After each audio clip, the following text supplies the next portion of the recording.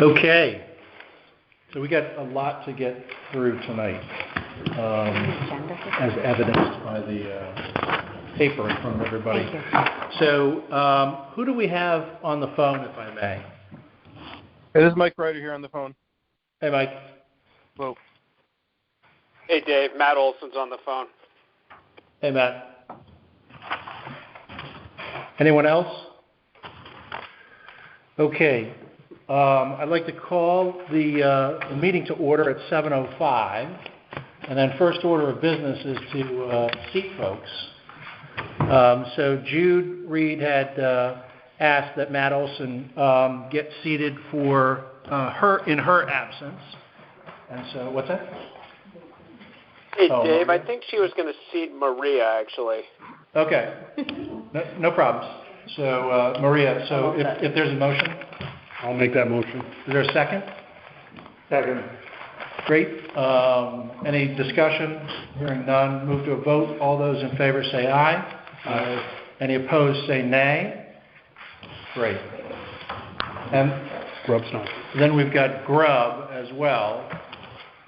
And in Grubb's absence, we'll have Matt Olson, if there's a motion for Matt Olson to serve instead of Grubb. I'll entertain that motion. I'll make that motion. Second. Is there any discussion? Hearing none, we'll move to a vote. All those in favor say aye. Aye. Aye. Any opposed say nay. Great. Motion carries. Thank you. So we've got a fair number of guests and a bunch of items to go through. Capital expenditures is our first item. And if I could, we're going to cover senior center requests under capital expenditure as well. So what I'd like to do is, if I can, restrict or start just with that item. It's going to be out of order from our capital spreadsheet that Nicole has provided us. So is that okay? So Jerry, if you'd like to come up, and I know that you've got some late information from the architects that you met with today. So 5 o'clock. Yeah. Let me give you what I got today. A lot has happened in the last week, especially in the world, you know that, but also in the construction world. In terms of supply chain, material costs, energy costs, and crunching numbers. These numbers that you're going to see are numbers that were crunched as late as noontime today. Thanks. Everybody got one? Maria, did you get one? I have one, thank you. Okay. So, I'd like to point out that we have some members of our committee here as well. We have Alan Shyness, who is the chair of the Board of Finance for Lyme as well, and on our committee, and Ken Biega. Stephanie is an ex officio member of our committee. Okay, from the committee. Okay. Oh, BJ. Yeah, no kidding. Who can forget BJ? Okay. So what I'd like to do is just recap quickly. In October of 2019, the building committee came together, formed and appointed by the two towns. Not a subcommittee again of the board of directors of the center, but a separate building committee for the two towns. We spent a couple of weeks figuring out what our charge was to be and meeting with town officials about it, and we were charged with the idea that we needed to look at renovating and reconfiguring the space at the center. So that's what we've been operating under for the last 2 years plus, through our feasibility study, through everything that we've been looking at for plans. Nicely enough, on March 3rd, got a message from Dave to give him a call, and he came up with a really interesting new idea. Have you guys ever thought about doing a new build instead? Given the price. Given the price. You were in a 350 square foot, 10,000 square feet possibility. And I went, oh, gee whiz, no, we hadn't thought about that because we were told we had to do something else. so we've only since March 3rd been able to even talk about this as a committee. We met on March 9th, got excited by that idea, and in that packet, what I asked the point one to do was to come up with a timeline of the next three fiscal years timeline, based on the most popular concept that we had, which was option one of the floor plan, and to see what it would be like to compare a renovation, current cost, possibility, you cost estimators to do that, versus what a new build would be. And just in the last week, unbelievable cost increases across the board for them, for everybody. If anybody here is in the construction business at all, or knows somebody who is, they're going to tell you probably the same thing. The world is nuts right now. So it's going to be reflected in energy, materials, supply chain, everything for the conceivable future. So we haven't had, as a committee, the chance to really scrub the plan yet. And the figures that you're seeing in this package, I'll walk you through it, reflect their latest figures from their suppliers and their cost estimator that they used as a private sector. Okay. So the first page you'll see is our option one floor plan, which would bring the total square footage out to 8,075 square feet if we went with this one, which is the one that has been the most popular one for members, stakeholders, instructors. Stephanie likes it. We like it. The building committee likes this plan. And so that would be the internal floor space and how it would be reconfigured, with the blue that you see would be the additional space that would be added. In the next page, they did give me something I didn't ask for. They gave me some budget notes for you to consider, which speak to bonding requirements, security systems, contingency, construction contingency, but also number 8, they pointed out before I left at 505, that their suppliers are now saying that they're not going to hold fixed prices for 60 to 90 days. They're only going to hold them for 30 days. So the fluctuations that are going to occur over time, we need as a committee to go back and scrub the plan, make it more efficient, possibly simpler. The idea that this rendering that you see on the front of the integrated roof lines is what would happen with the renovation possibility of adding. But the idea of maybe an infrastructure or a superstructure or infrastructure over that floor plan might actually be simpler, more efficient, and different if we went to a new build. Okay. I'm sorry to interrupt, but a big picture question. Yeah. Do you know if they used any sort of inflation escalator to figure out these costs? And what I mean by that is, if we're going to start, if construction were to start on a project, it won't start for 18 months, let's say. Yeah, they're using what their cost estimator, they actually did a cost estimation 3 or 4 weeks ago, just as an off chance, and it changed in just 3 to 4 weeks. And I don't know how it can be predicted. I mean, Ken, do you have any sense of that? Yeah, and Dave brought up a great question, because what we look at when you actually start construction is, in the past we were running like a 4% escalation, but now what we're experiencing, it could be 8%. So it'd be great to know if they carry, to the start of construction, an 8% contingency for escalation, or 10%, it'd be interesting to see what they came back with. I think under general conditions on the page, the next page, when you see for renovation, they use an estimating contingency of 10%. Well, that's more, that's the general. What that is for assumptions that the estimate. Okay, but not counting inflation. Right. Okay, all right. So that's a good question. And the reason that that's important is whatever ends up getting done, people are going to have a number stuck in their head. Yeah. And BOMA has always been, in terms of inflation, probably twice what regular inflation is. So for construction costs, they're always rising faster. They have historically risen faster than regular inflation. So we don't want to set expectations and 2 years from now have this number be $4 million and have it easily explained today, and all of a sudden if you don't explain it, whoa, Yeah, you guys I are get it. 20% over budget. What happened? Well, That makes perfect sense. It would make sense to me to have sort of a current number and then a second number that specifies the inflation modifier. That would be, And I'm assuming this is just a typo, but I'm thinking it says that they've included a 15% construction contingency, but then the estimate seemed to only include a 10%. So I assume that 15% is not embedded somewhere else, that it's just not carried through as 15%. But yeah. So I asked that question. I need to ask them that question. We need to, as a building committee, to sit down and A, scrub the plan, but B, also answer any of the questions that you're going to have of us, okay? I am here to ask for some money. I came.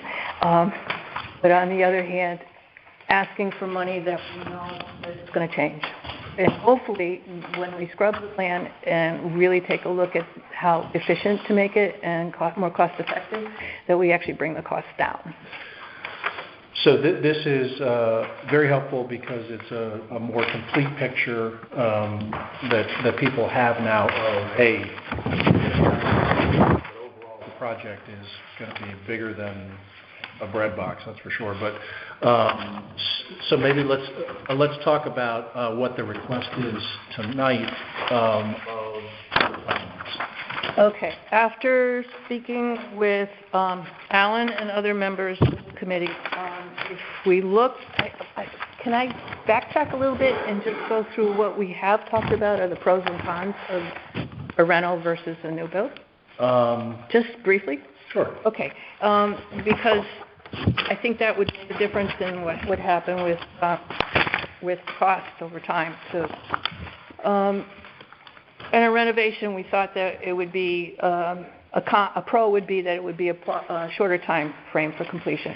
Okay, that could happen, and possibly the reuse of the existing infrastructure. But the cons came up as a little bit more difficult, possibly complicated integrating the existing system, and anything else. Possibly the unknowns once you go into the slab, the walls, and the systems are actually opened up because of the age of the building, and maybe from past history with other projects, you might actually be familiar with that, okay? Possibly larger contingency costs, depending on what's found once the systems are actually looked at. Possible code upgrades could be higher than with a new build.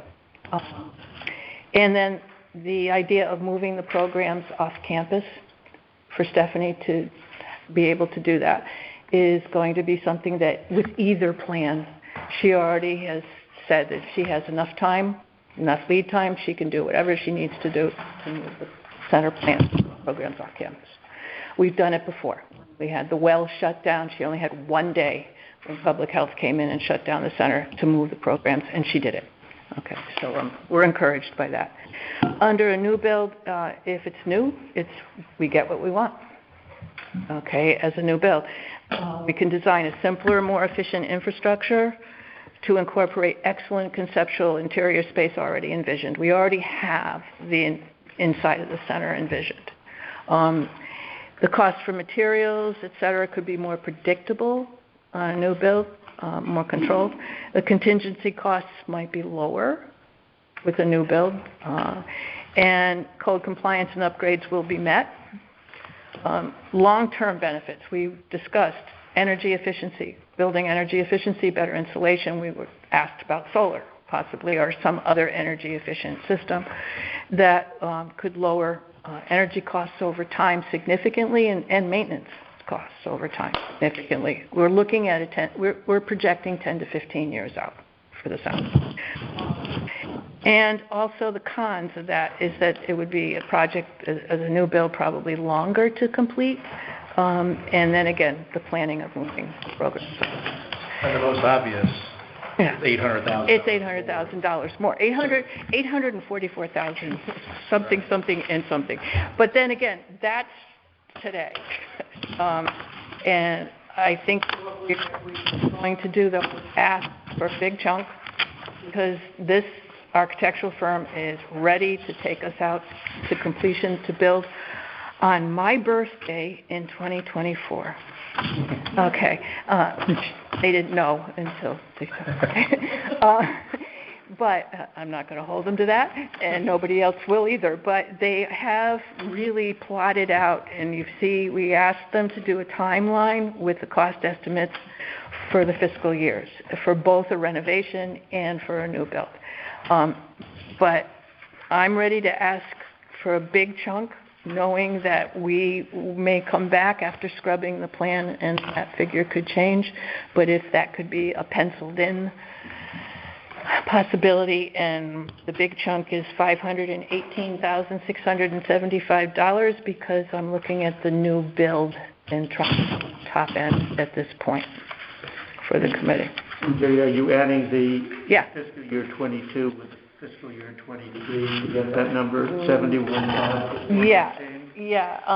And knowing that, nicely enough, their schematic design phase, the next phase that we're doing, that they're going to be involved in soon, would lead into actual work into 2023, July, for the next fiscal year. It would overlap.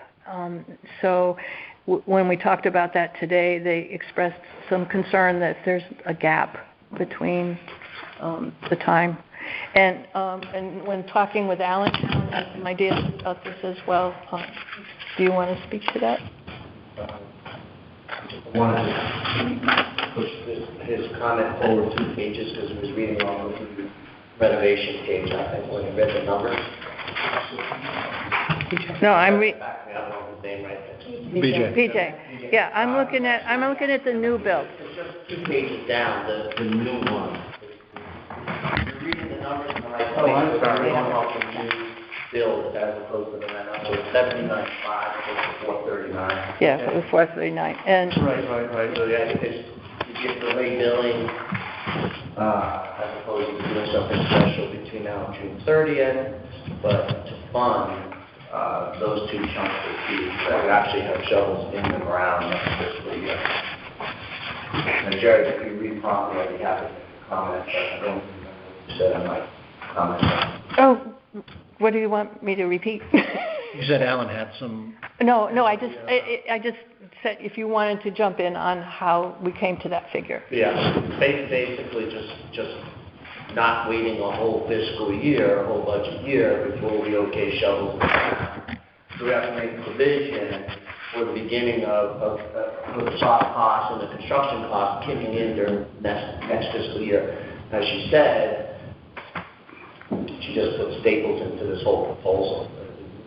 We really need to go in and scrub this, and obviously we don't just take a piece of paper and go, oh good, let's spend $4,278,000, because we want to be sure, and Jerry alluded to this, if we're knocking down all the walls, we want to be sure that the design and the construction costs that are there are not trying to mimic anything in the existing build plus renovation that gave rise to extra costs just because you're trying to conform to what's already there. An example is the roof, but we really have some work to do. But even if we knock them down to $3.5 million in the end through cost cutting or through reducing the footprint if we needed to, notwithstanding that, there's going to be substantially more of that $520,000, and if our budgets are not closed, we can knock the number down, and if our budgets are closed, I think we're going to have surplus if we manage to knock them down before we sign off on what we want to see. So right now, we're just using the best information in front of us to say, 520 or less for next fiscal year budget, which of course is the gross number before we split it. So, a quick question, the 79.5, it says fiscal year 2021. Right. That's really needed now. Right. It's fiscal year 22, between now and June, to be spent Yeah. now to keep the ball rolling. Yeah.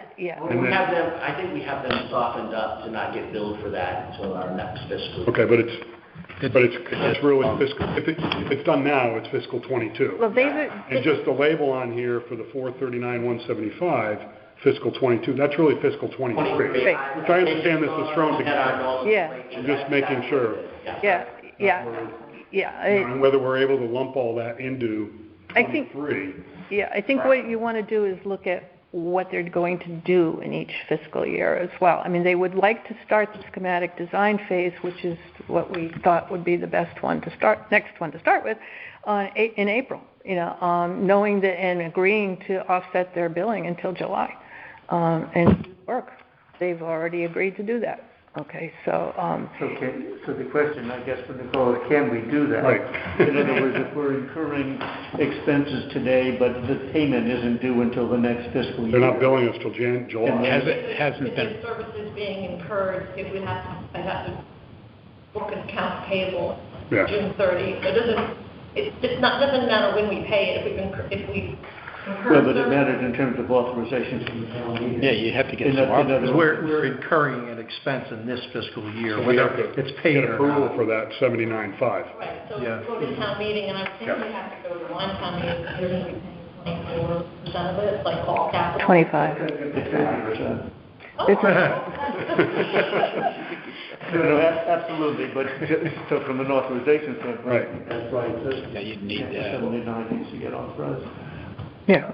So my take on that would be, we could decide if we wanted to go to town meeting with this, or if we wanted to tell them we want to go into the tank for 90 days, because we don't want to go to town meeting, Well, If we tell them not to do the work because we don't want to go to town meeting, it's not make-believe, we didn't ask permission, so we have a choice to make. Yeah. We say, we're glad you want to get going in April. push it- We really want you to start June 25th. right. It's a decision that we can make. Yeah, well, I had that discussion with them today as well, that, if you may have to wait if there's a town meeting that's needed for this, even the 79.5. If there's a town meeting, you may need to wait until May or the beginning of June to start your work, but that would then push everything else out as well. But that's what they'd have to do. But we can't authorize the 79.5 anyway, right now. Understood. To be spent between now and June 30th, we can't. Oh, no. authorize it. Well, And to elaborate on Andy, the process would be for the Board of Selectmen to recommend to a town meeting the approval of that amount to be spent this year, the Board of Finance to second that recommendation, and then to go to a town meeting to vote on it. And I would think you'd almost want to lump the two numbers together as the project and maybe do the 79 and the 439 Yeah. and just solidify that the next year. So again, also, we have to really how many we're going to pay for it. We're going to go out and bond, Right. we're going to get a Out of surplus. payable, because there's a lot of effort involved in going Yeah, that's true. That 70. There's a lot of paperwork with banks and all that stuff, so that's to think about as well. So then maybe the 79.5 is easier. We can designate we're going to take it out of surplus and then worry about the 439, either put it in the budget for next year or... Not. But the 439 is the tear down, and that may not be the option. Well, no, it's pretty much, it's They're nearly identical. 419 and 439. It's $20,000 difference. Yeah, 30. You probably want to... Over there. Okay. Yeah, so you could do a not to exceed. And it could be less once we scrub the plant. Yeah. I'll hope, but. Okay. not like- Fingers, eyes, toes. Period. Fingers, eyes, and toes crossed. Yeah. It's going to probably have to be a bond on this thing at some point anyway. So. Yeah, at some point. Yeah. And also whatever we do for fundraising. Okay, we're committed and looking at grants. I mean, I'm hoping that by this time next year, that infrastructure money, ARPA money, anything that is available and designated as appropriate for a project like this can be tapped as well. I think breaking it into 2 chunks is smart, because the larger of which, it gives us time to put the sources and uses together and really be thoughtful about it. I mean, this is fresh. And numbers will change. We'll get maybe some inflation escalators so that everyone is well informed going into this, not surprised. Okay. For both scenarios, because if the new build may take longer, that may escalate that cost more than the renovation, and people should just have the facts before them and make their own decision about it. So I guess... so we're looking at the 79.5 right now? That would have to go to a town meeting to keep things moving along for this fiscal year. Right. And then in next fiscal year, again, because they may or may not complete their work. So I come back to you again in January, February next year. Right now, we are planning for the next fiscal year, right? So the 439 is still on our plate. It could be, is what I'm saying, but this we just got tonight. Yeah, and so thank you. I just got it tonight too. Would be 2 town meetings, one of which is a little bit easier. That's 79 or 71 or whatever people come up with. And then the second one is, after there's been a little bit more time to digest this and get some firmer numbers, we go for that bigger number, and we can think about the sources at that time for that amount. I think that was your suggestion, because the 79 is easy. That can come out of 79, if we want to do it this fiscal year, we got to go to a town meeting. Right, that's right. So that's a done deal. Yeah. But you're quite right that for the 439, we have the choice of either trying to approve it in the budget for next fiscal year, or not do that and go to a town meeting for a specific approval. And my personal view would be, let's take the time to get the numbers right, because people will be saying, oh, you approved 439 grand, but you didn't even know which project you were pursuing, and those numbers were very preliminary to begin. No, so giving it time for a second time. You're absolutely right about that, but this is a moving target, period. So if we authorize 439 today or next month or whenever it was, it would be completely... it would be a maximum number dependent on various approvals that have to be made along the way, because we don't know how that money's to be spent yet. I guess the other thing is this will be the single largest capital item, I think, in this year's capital budget by double. Well, the town hall was about 4. Dave's talking about in the budget. We're going to talk about tonight. So if we put it into our budget, it creates some obvious lumpiness. It might also be smart to have a public information meeting and maybe get the voters to say, we want to do this overall, and then vote on dollars under that, because it might be a little tough to say, well, we're going to do 71, now we're going to go 419 or 20, and people haven't really bought into the whole concept yet. So it might be good to talk about the whole plan, and then if everyone's comfortable with that, I don't know whether that's a vote or something, but then you could incrementalize it after that. Yeah, I think because that's what we've run into in the past, and there's been some agita where it's felt incremental. Hey, wait a minute, we already spent this much, I guess we're going to do the project, but no one really had the true numbers and that sort of thing. And I do think if you did it in 2 town meetings, the first of which is not going to happen tomorrow, it gives enough time to at least do a few items that would get those numbers within spitting distance of what they're likely to be.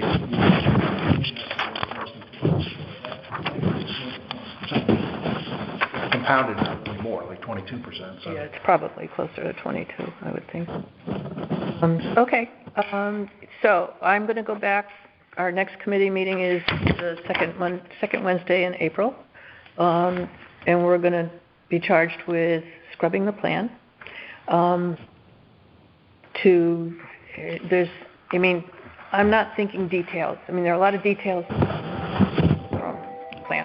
I'm trying to think big picture. I'm trying to think the most efficient, durable nice infrastructure that would be different from integrating multiple roof lines and doing other things that could be more expensive. Yeah. So I will go back and charge our, scrub the plan, and really take a hard look at it and have point one at that meeting, so that they can do that. And I'm going to ask them about their inflation calculations. Is there anything else that you want me to ask them? Well, process-wise, Tim, if this were to go to the town meeting for at least the 79, Jerry, you should coordinate with the Board of Selectmen and follow up with them to think about when that could happen. Okay, because the 79 is really just for point one to continue to work on refining the plan. That's for them to do the If they don't get more money, they're not going to do anything else right now. Well, that's for them to do the full schematic design, which is what will be the specs for a building plan, for a builder to actually come in and look at. Yeah. So. But is there going to be further analysis on their part that would differentiate between renovate versus replace? Oh, that's what we have. That's an important thing to keep moving before we talk about anything else here. So I think the schematic design fee is pretty much carved. That one, for either reno or for, that amount, those amounts. Yeah, I see what you're saying, Andrew. Are they going to, because it was kind of compartmentalized, so we've got the the next phase is $70,000 to $80,000. Right. But are they going to be able to get us to the point where there's a decision node and you decide which path to go down, and then they start spending the 70 to, is what I'm saying? Yeah, I hear what you're saying, and that's the building committee. Again, this is this is 2 weeks old. Okay, in terms of no, it's just a matter of new ideas, getting it on a town meeting, whether it's April. I mean, no budget meeting in May. Late May. And you've got another town meeting that's Monday that's already. We can't add anything to that. No. I mean, is there a huge rush here? Well, I guess my question is, we talked about point one being able to continue this work through the end of June. There's no money right now for them to continue that work. Well, the bulk of that would be another phase, though. The schematic. Right. So I guess that's maybe a question for point one is. Can you do us a favor here? Well, no. Are you still in a phase that you've already paid for? Okay, all right, because this is the contingency that I have. Okay, I'm going to now put on my board of directors hat, committee chair hat. We still have, Nicole, I think about $12,000 from the first phase left. $10,000 to $12,000 left from the $30,000 that we had for the feasibility study. I know that my board would have no problem using that money to continue their work. Okay, that we could pay them in April and May up to June, possibly, for the work that they start to do. Yeah, okay. If that's agreeable with you, then I would think that maybe we could move on. It's a matter of, we still have to get a number on a town agenda. The number would be for July 1st would be, all right, I would have to subtract whatever we have left. No. I'm thinking out of 79.5. What's needed between now and June 30th. We don't know if this one isn't here, so we don't know what's in their head. But assuming that they, and I don't know if July 1 is the precise date at which they think they will have spent $79,500, but for the next phase, presumably they figured this is the amount of money necessary to give a preliminary design of what a new building would be, to have the relevant decision makers decide that's the way we want to go, and then to do the schematic design for the new building. Yeah. I'd credit and assume that they think they can do that for $79,500, and if Jerry has $12,000 in their pocket, right? Yeah. So I think the real question is one of timing. Do we want to not kind of interrupt their work, let them continue to work by going to a town meeting rather than waiting for, July 1 or... Well, I guess I'm not quite sure. If you don't do the 79.5 for this fiscal year... Everything gets pushed. Yeah, then we've got the bigger one, 500 and something for a town meeting theoretically in the next fiscal year. 400. And I was attracted to the notion of splitting it into two parts. I guess I'm personally thinking it would be prudent to go to the town meeting for 79.5 at some point this fiscal year. Yeah. Alan? In terms of managing the situation, and assume, for example, that everybody gives a timeline and then timelines move anyhow. We can start right away. We're still asking them a few questions. It would seem to me between April and June that there's an opportunity to spend time fine-tuning this proposal, get it scrubbed. Get it scrubbed with, in my mind, desire, fit it in the budget cycle. Everything in your budget could go to a town meeting if we didn't have it in the budget yet in order to do it next year. And I think we know enough about this project and the two towns support for the project that we want to do it. We want to do it at the right price and the right design. So I would advocate for putting it into the budget as opposed to a town meeting for next year's number. As for this year's number, each of the towns can spend $9,999 without going to a town meeting. Ours is 20. So yours is 20, and ours is 10. Okay. And the 12 that we have there, and we still have a couple of weeks' worth of questions. So, one of the things we could really do is make the math work with 12 plus 20 plus 10, and it probably isn't really a delay because, real timelines happen. Yeah.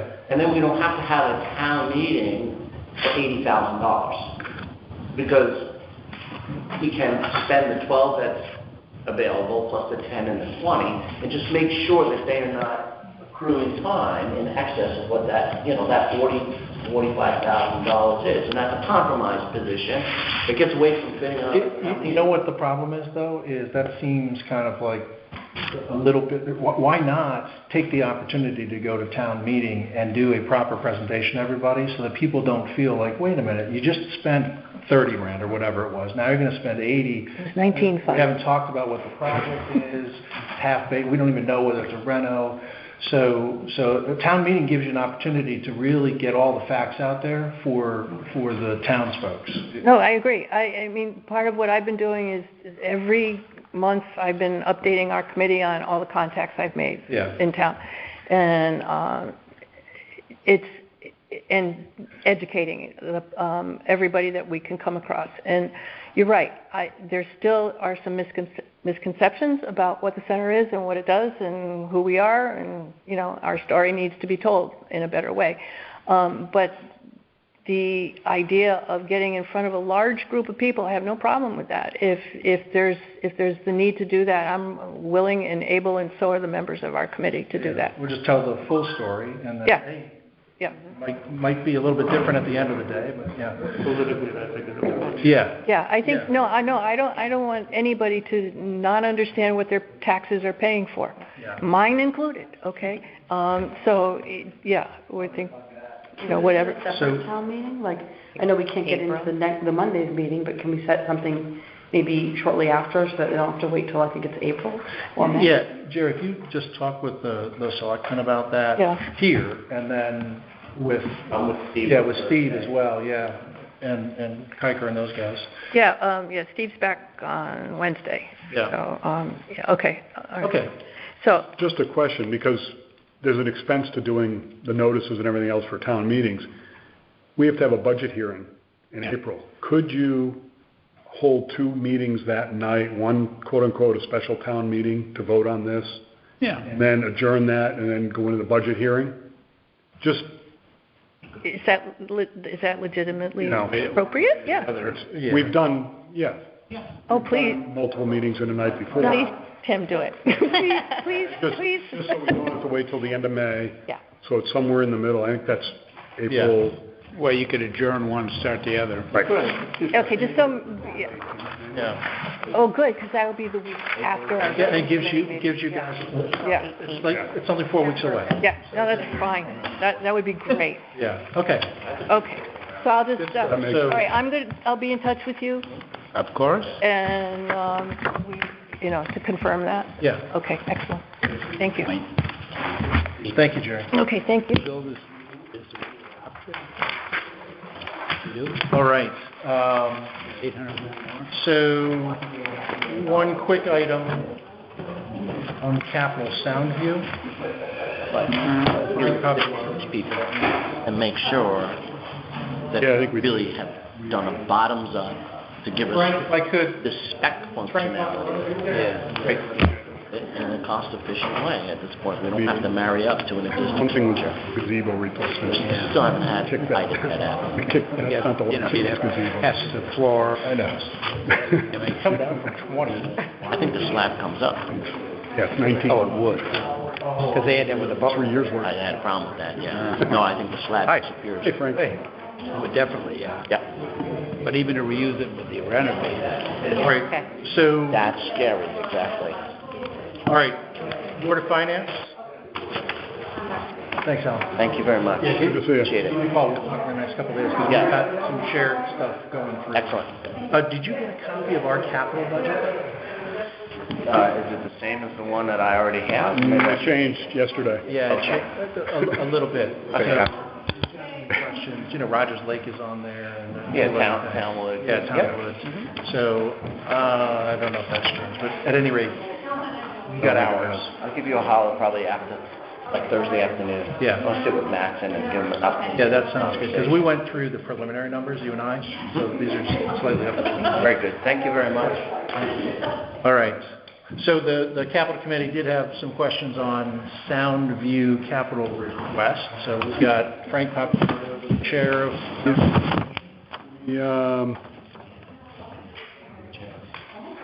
I guess the speed humps for one. 12 grand, I think. Yep. Well, we had a lot of discussion regarding that. We have a problem with speeding, obviously, in those short little roads in Soundview. It occurs primarily morning, especially on the weekends when people are coming off of 156. For some reason, they think that they speed down, they could get to the beach faster, and it's only a short stretch. Certainly. This handout. Oh, How much is it around, like? It's the single page. The summary. I guess that's what Start we're. without me. Thank you. Oh, thank No you. problem. No. And you, Thank you. Maria. Some more details. So we had a lot of discussion. Not in your book. Handout. I was, There's a handout here if somebody needs it. I have some spares. all right, thank you. Take two. Came prepared in case anybody needed them. We're good. Okay, no problem. So we had a lot of discussion. I know there was some concern in previous years. I know speed bumps were discussed on a number of occasions. There was concern with plowing the roads in the wintertime. So speed bumps really weren't a logical solution to the problem. So we did a lot of research this past year. We looked at removable speed humps. Speed hump is a much more gradual lump in the road. And they're removable. They get put in with bolts and they could be taken out. They're plastic or a rubberized material. So we had a lot of discussion regarding that. We did a lot of research regarding whether they're effective, whether they're not effective. And there's research on both sides, but some of the most salient research we came up with is that speed humps and this was in the Journal of Public Health, American Journal of Public Health. Speed humps were associated with a 53 to 60% reduction in odds of injury or death among children struck by an automobile in their neighborhood. We do have a speeding issue down there, and we want to figure out a way to try to control that a little bit. The first level would be that section of road between 156 and Bocce Lane. They seem to come off of 156 and still have the mentality of driving at those speeds, and they sometimes manage to stop at that first stop sign. Sometimes they don't. They just blow through it and keep going. So anything we do to slow them down. We also did research on whether it delays response time for emergency vehicles, and there is a slight delay in response time for emergency vehicles. This is a little skewed because this is over a shorter period distance, but response time delay is anywhere from about 0 to about 6 seconds per hump. So we'd be talking about a speed hump between Shore Road and Bocce, and then between Bocce and Martino. That would be our thought. We'd be put in the spring and taken out in the fall. So, have you talked to Ed about this? Haven't had a chance to talk with Ed about that. One suggestion may be, because that may be the right solution, maybe there's something else. The goal is speed reduction. Slow traffic. So rather than maybe locking ourselves into removable speed humps, it's speed mitigation system or something like that, so that if there are other suggestions, but you've got some number in there if the board feels that it should be. Anything we can do to slow people down, and that's really the key here, is slow people down. They are small residential streets. Hartford Avenue is a 50-foot right-of-way, and they have parking at least on one side, and there's commercial businesses on Hartford Avenue. Swan Avenue and Portland Avenue are 40-foot with no sidewalks. So there's a lot of pedestrian traffic on those roads, and it's just a dangerous situation. At least we do have sidewalks on Hartford Avenue now, but there are no sidewalks in Portland and Swan. So there'd be 2 humps on Hartford Avenue, and then the other 4 would be? 2 on Swan and 2 on Portland. And is it both directions or just? They'd be both directions. So it'd be the width of the road. So one between Bocce and Shore Road, that section, and one between Bocce and Martino. Are they reusable humps? Oh yeah, they're just, you take them up in the fall and put them back in the spring. Okay. Yeah. I don't believe they're anywhere. We have them anywhere in Old Lyme. We do. They are over in Old Saybrook, behind the Walmart. If you want to drive behind there, you could see these removable speed bumps. We had a field trip over there one day. So Frank, you got 12 of them, right? Or 6 of them? 6 of them, yeah. But they're double. So will they stretch all the way across the road? Yeah. Once again, it was kind of hard to get a definitive number, and there's numbers. They're 50 feet wide, or 40 feet wide. 40 feet wide, and they're not. I doubt it. They come in sections. You buy them in sections. Yeah, but if you want to go the whole breadth of Hartford, you may need 2 sections to make one strip, if you want north and south covered. Right. We kind of figured this out. Once again, we did this all off of web pricing, because at the time we couldn't go out the bid because we really didn't know what we were going out the bid for, and this is a year-old pricing. I don't know what the numbers are today, and well, that'd probably be pretty important. But that's a petroleum product. It's a real problem. It's a real problem we're running into.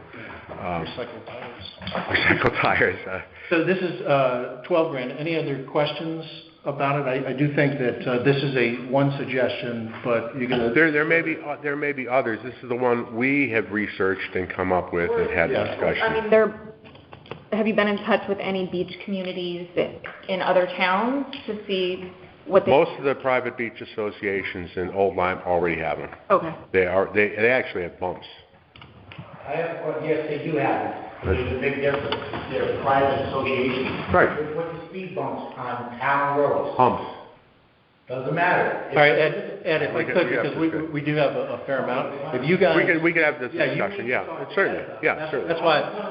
We're not going to get in trouble legally if someone goes down and breaks something on the car, or one of them comes up and slaps the bottom of the car because this is town property. Yeah. Excellent point. That was addressed in here, and part of that is that you have to have a sign where the speed humps are. Yeah. And if you have the signs, at least in all the communities that we researched, all the public communities we researched with the sign, it's... And it's 25 miles. It's $12,000. You could call it any... It's a lot of money, and I understand. Let's call it speed mitigation. Speed mitigation. System, and then... Whatever might be it. Yeah. Likely is it, but it gives you the flexibility. So does that answer your question? That does. That was one of the questions. Can we have a question of where those pedestrian signs were going? Right. I mean, the pedestrian signs requested for the $1,000. That's on Route 156. For 156, we have 2 crosswalks on Route 156, and we had an accident there last year, sent somebody to the hospital.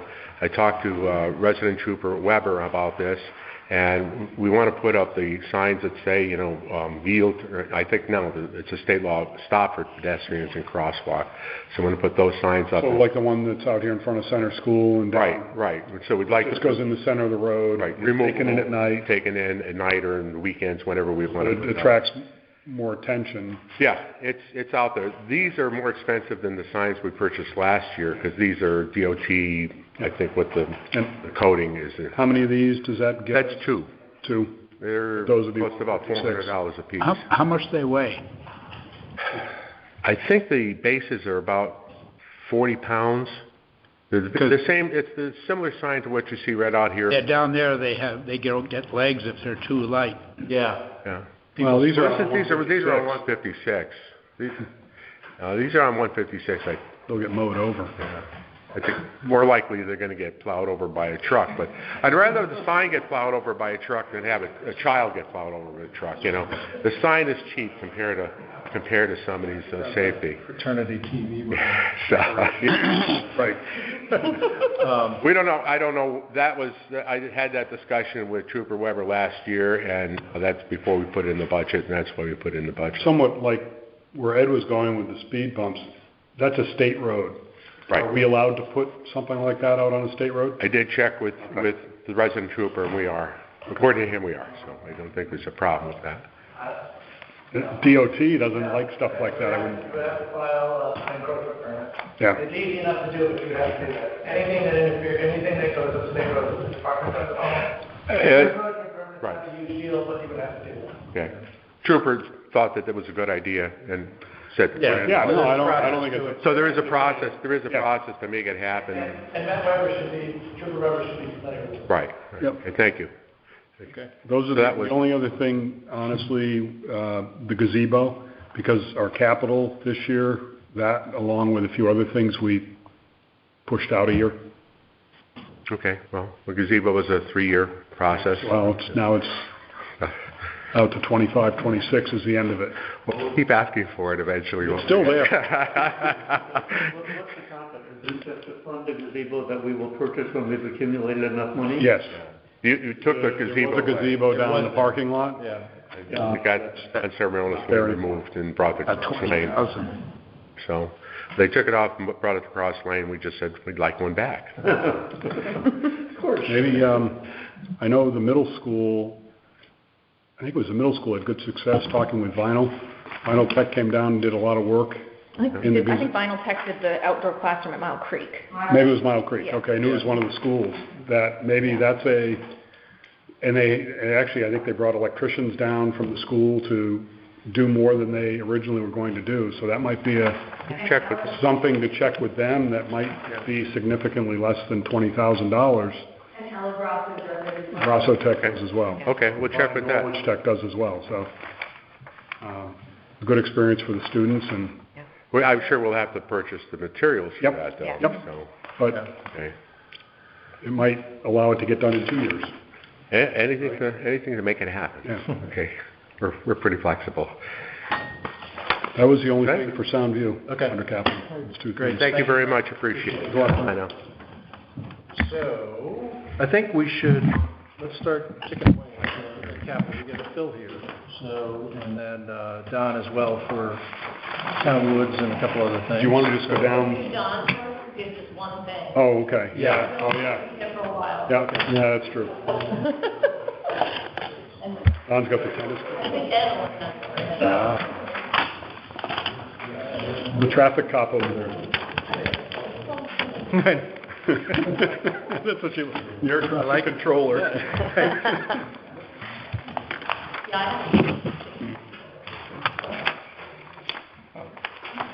Tell us about the court then. Well, first I'd just like to, if we could, just talk about the Haynes Park. In the current budget, $60,000. And just for an update, I've gotten previously, I have 3 estimates filed for 3 different playgrounds. I'm meeting playground next one to get that going this year, hopefully.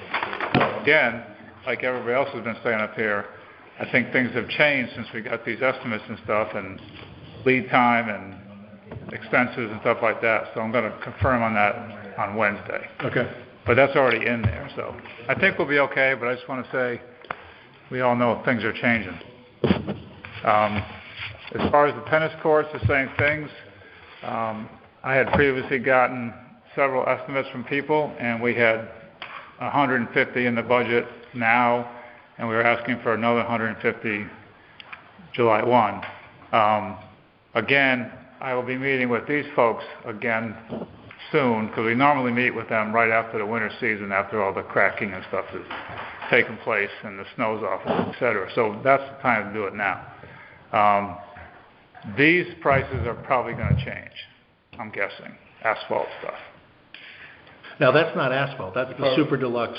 Well, I have both. I have crack repair stuff, and I have the same stuff that the school did. But there's in between. I mean, you don't want to fill those tennis courts, because that's going to last one season. I know, that's what everybody will tell you that. But we've got space-age polymers for high school, right? Right. I mean, for tennis courts that we do, it's $30,000 to right. resurface. And yes, you have to do it every 12 years, in bad weather, but it's not $150 grand, a court. So right. And I think we were just following in the footsteps of the school. So right. I met with the same people, down across the line.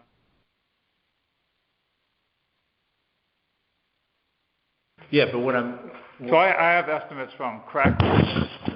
That. Oh, in between as well. Sort of in between. Crack repair, yes. I think that's the way to go. Again, space-age polymers, 150. It's a lot of money. It's a lot of money right. for a tennis court. Right. Well, it's 3 tennis courts and a basketball court, right? 2 basketball courts. 2 basketball courts. Yeah. That's what's included. Yeah. I've got estimates. Not just the tennis courts. Yeah. The basketball courts last year really just went off the cliff fail, and that was the first time they did that. Ever since we installed them, we had resurfaced them once or twice, just with paint and filler and stuff, and they just gave away last year. Tennis courts, we've been doing it forever. Yeah.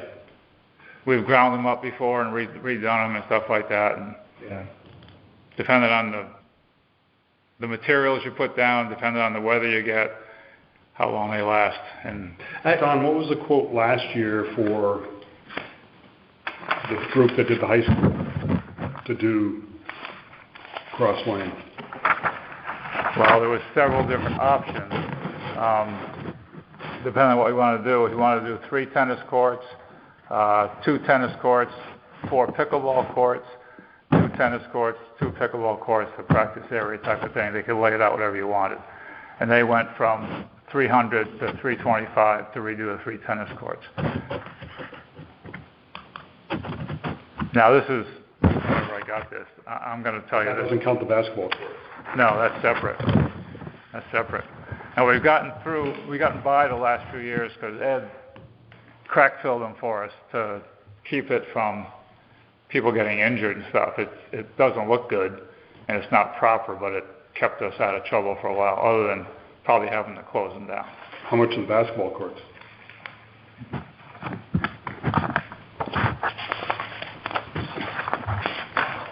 $200 to $225.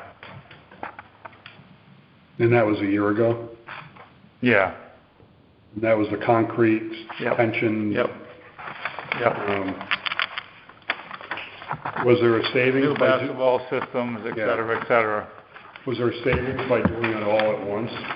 We didn't really talk about that because it was just so much money. I'm like, $500,000. I didn't think it was going to happen all at once, so I don't even remember that being discussed.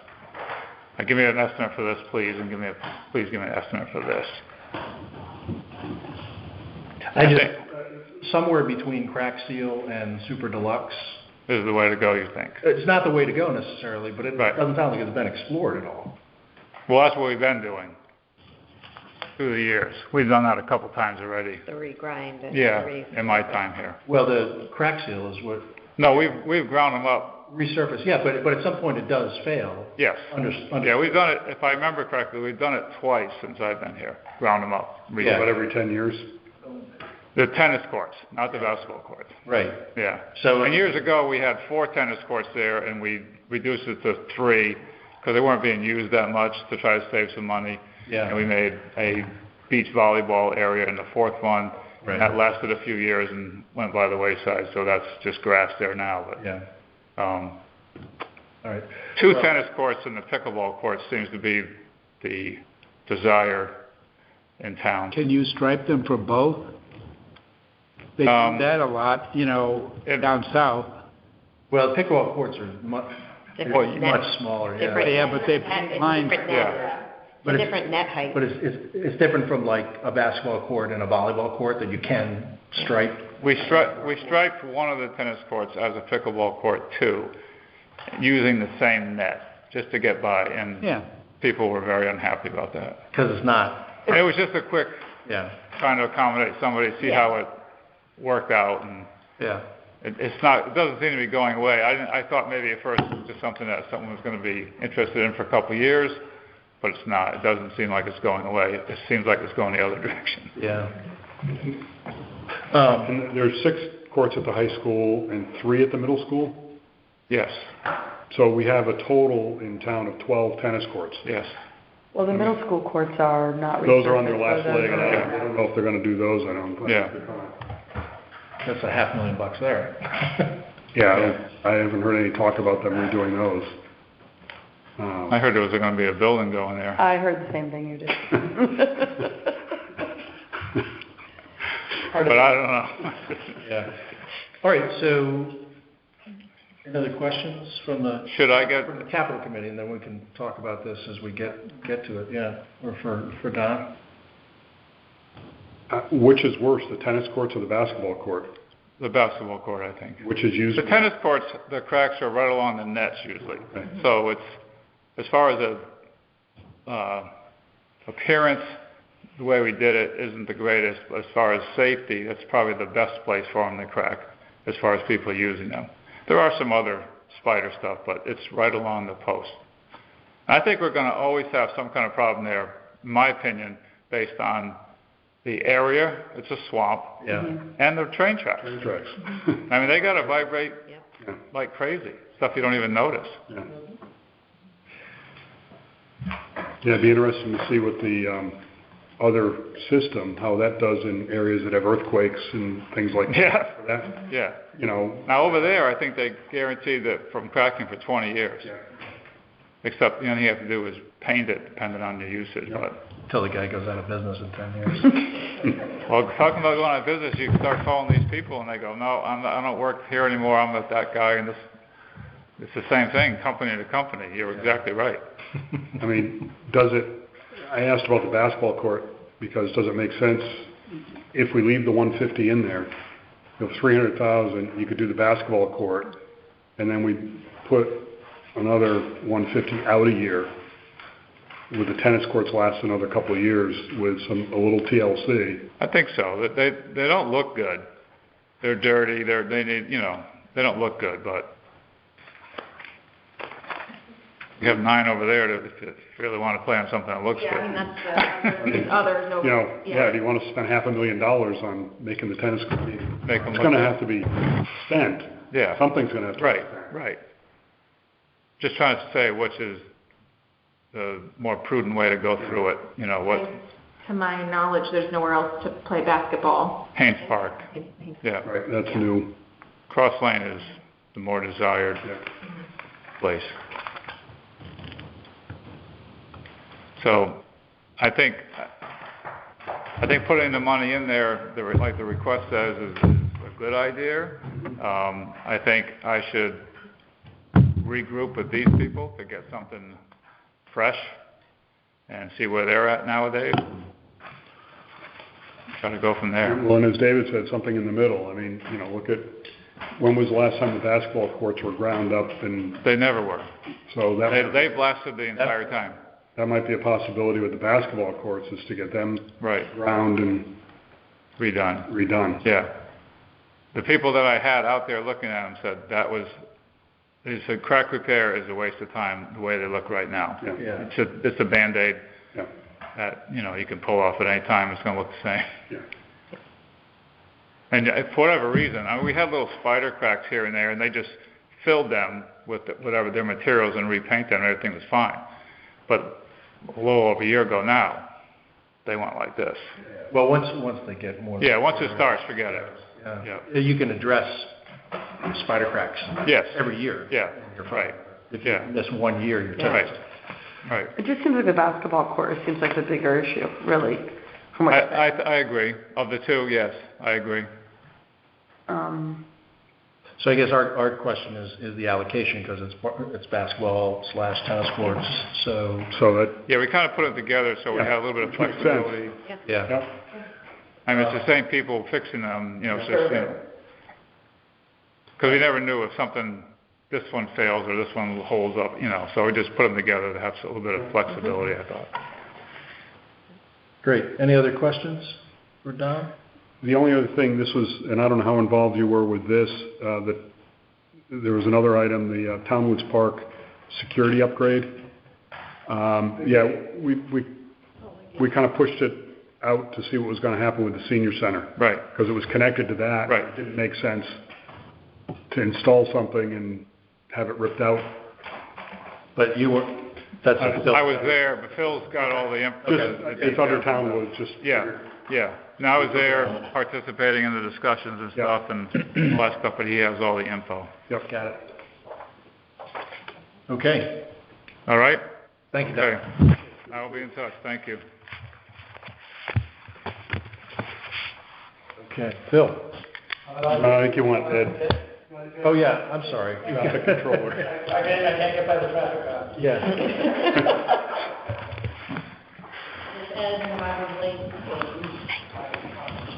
Yeah, why don't we take care of Rogers Lake first, and then add our regular guest. You guys want to come up?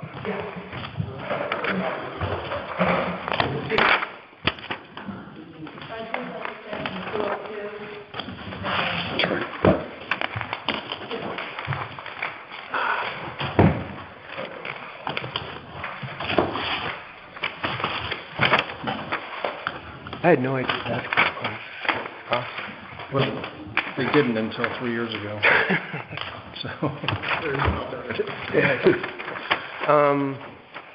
So last time I was here, by the way, Dennis Overfield is here. He's co-chair of Rogers Lake Authority, but since I talked with you last time, I'll finish up. Continuity. Thank you.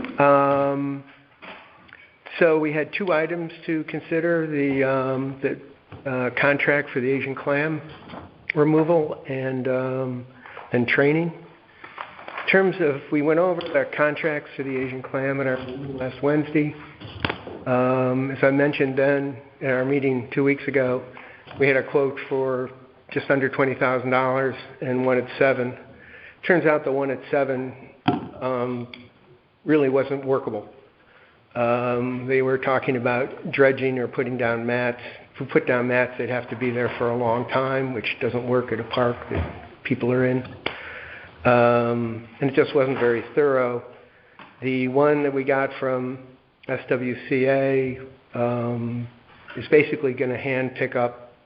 They're not going to dredge. They're going to use divers to pick up the affected mussels if they get a wrong, or the affected clams if they get a wrong, and bivalve, they'll put it back. So I think it's the board reviewed the authority reviewed both proposals and found the SWCA would address the problem and could do it in a timely manner. So we approved doing that, subject to, we have a contract with them, subject to, their contract currently says they would do the work between June 1 and July 30. We're going to ask them to come back and do the work between June 1 or before June 30th. And we had discussed that you have the ability to have a special appropriation interbudgetary. The contract's for, coincidentally, $19,992. Right. And that's the paper I came in with. So So that would be for this year. That would be for this year. And then next year, would there be required follow-up treatments or no? We don't believe so. We would continue to have people look for the Asian clam, but we would hope, that we would have gotten them all. We don't know. This should be effective if they're in the contained area, the two areas that it has been where they've been cited. And have you talked to Lyme about this at all?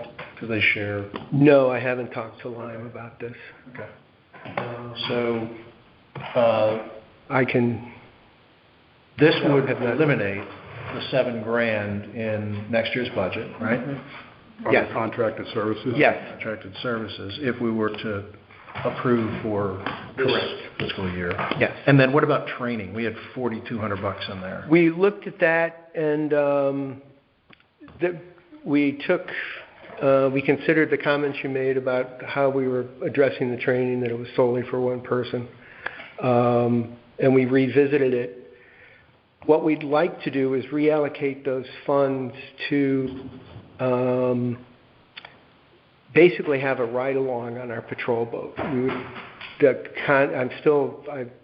tried contacting Mr. Flagg and Mr. Pressey. I haven't gotten through to them. I have briefly talked to, had correspondence with Trooper Weber again. We had talked about this once before, about having, I think one of the officers, old line police officers, has Marine training.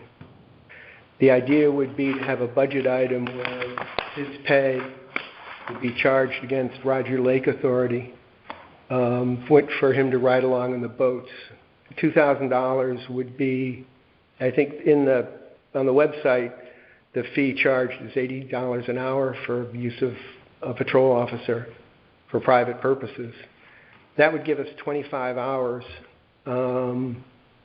which works out to about, most times we would have them would be in an afternoon on a Saturday or Sunday. We had an officer for 6 weekends on the boat. That would have a huge impact in terms of getting people to know that it is patrolled, that there is authority there, and to mind the rules. So our request would be, and I'm not sure what line items it falls under in this case, but to have those funds reallocated from that training to where we would basically pay for an officer to ride along on our boat.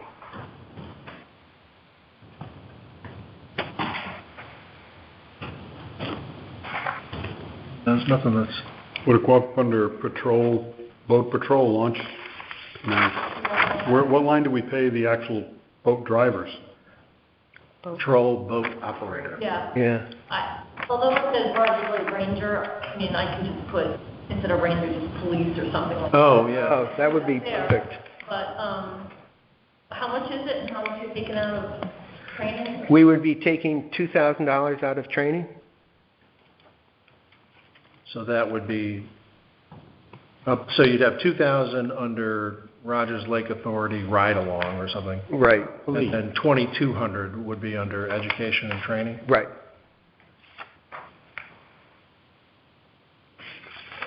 And the 7,000 goes away under contracted services? Yes.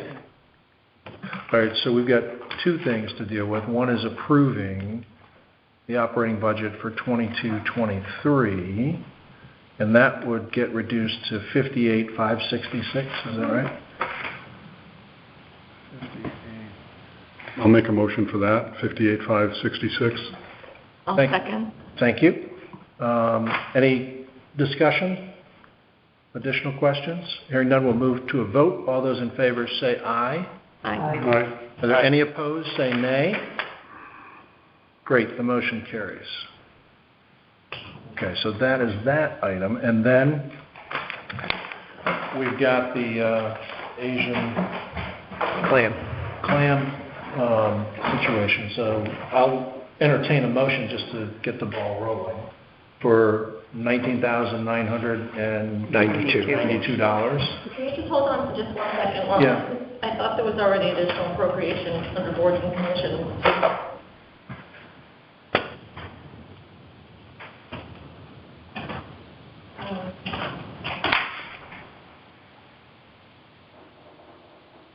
Yeah, there's 2,000, we had additional appropriation under historic district for legal, and how we show it in our budget, it's just boards and commissions.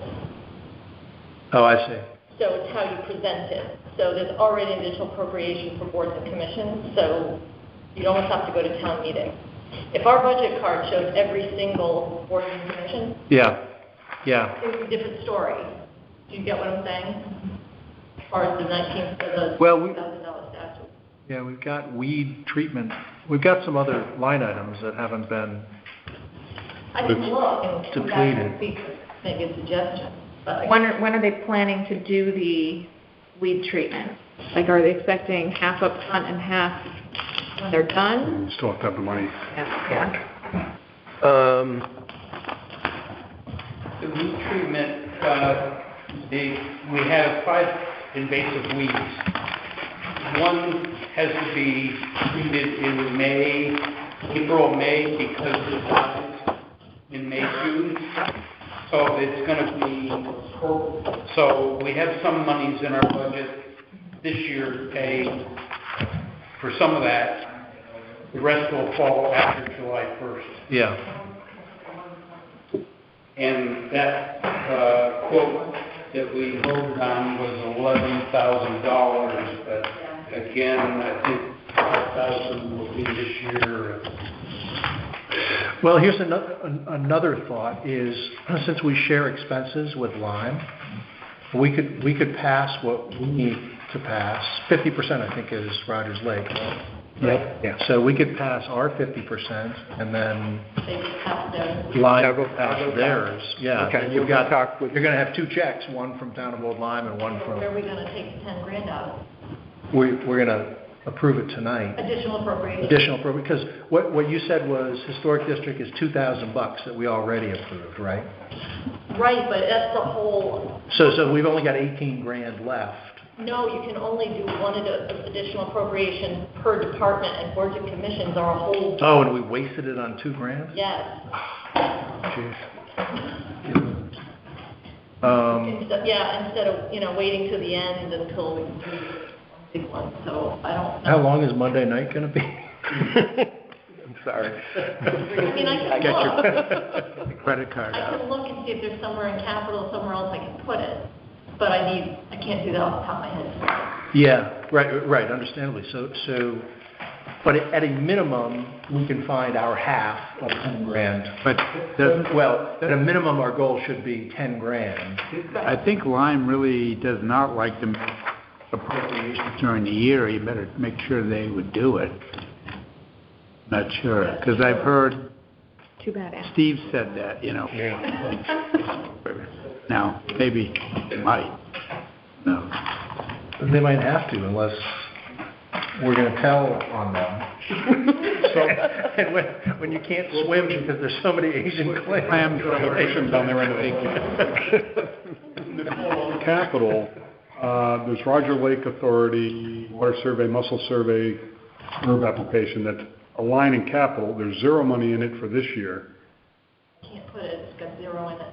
even though it had $4,000 a couple of years ago. Yeah. That would have to be rolled. Because it's not, Needs yeah. $10. I know, what? Needs $10. It needs Tell whether it was $1. spent or Yeah. not. Capital, was it? Yeah, it's just the statute to try to, So, don't say building improvement. I can look at it.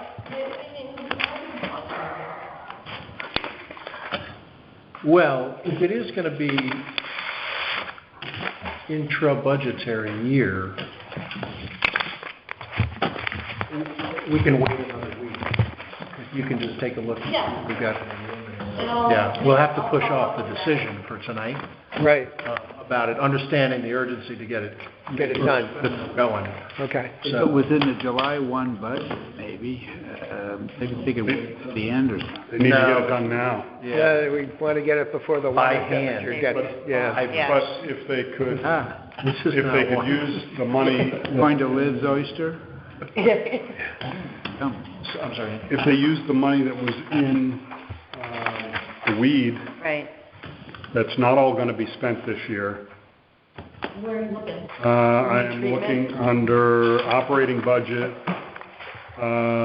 weed treatment. 20,400. 11. Yeah, that's it. Yeah, weed treatment. 20,400, spent 11,200. And So- they're gonna spend another 5, Yes. right? Well, It has to be done in May, June? I think we've spent 10 so far. 11,200 is. 11,200. So So we've there's got- still, And you do have some more to go? What we have, Saying there's one. there's one treatment that might be 5. Yeah. So maybe that's, actually, yeah, we'll leave it with Nicole for the week, but that could be part of it. part of it. But what's spent is 11,200, but it could be another 5 grand, so there's 4 grand. Right. Where are you looking? Operating budget? It's, Oh, that's fine. Yeah, not capital, Okay. no. RLA weed treatment is the line item. All right.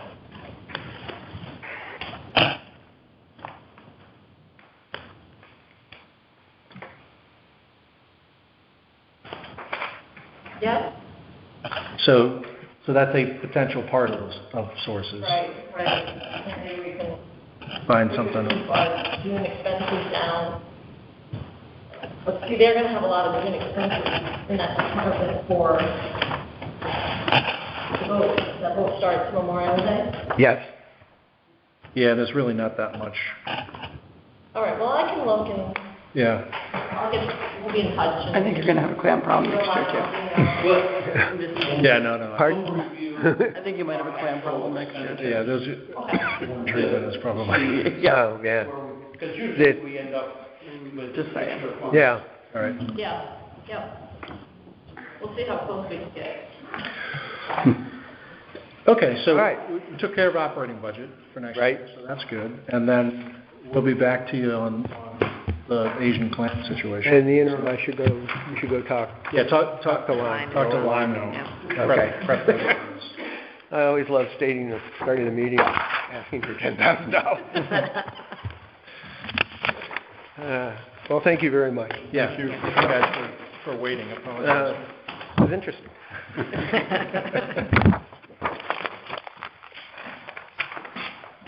Okay. Mr. Bonte, I Phil? think Ed? Who's got? Heads up. Heads up? fewer Okay. things. Ed, thanks you for your effort. Yielding.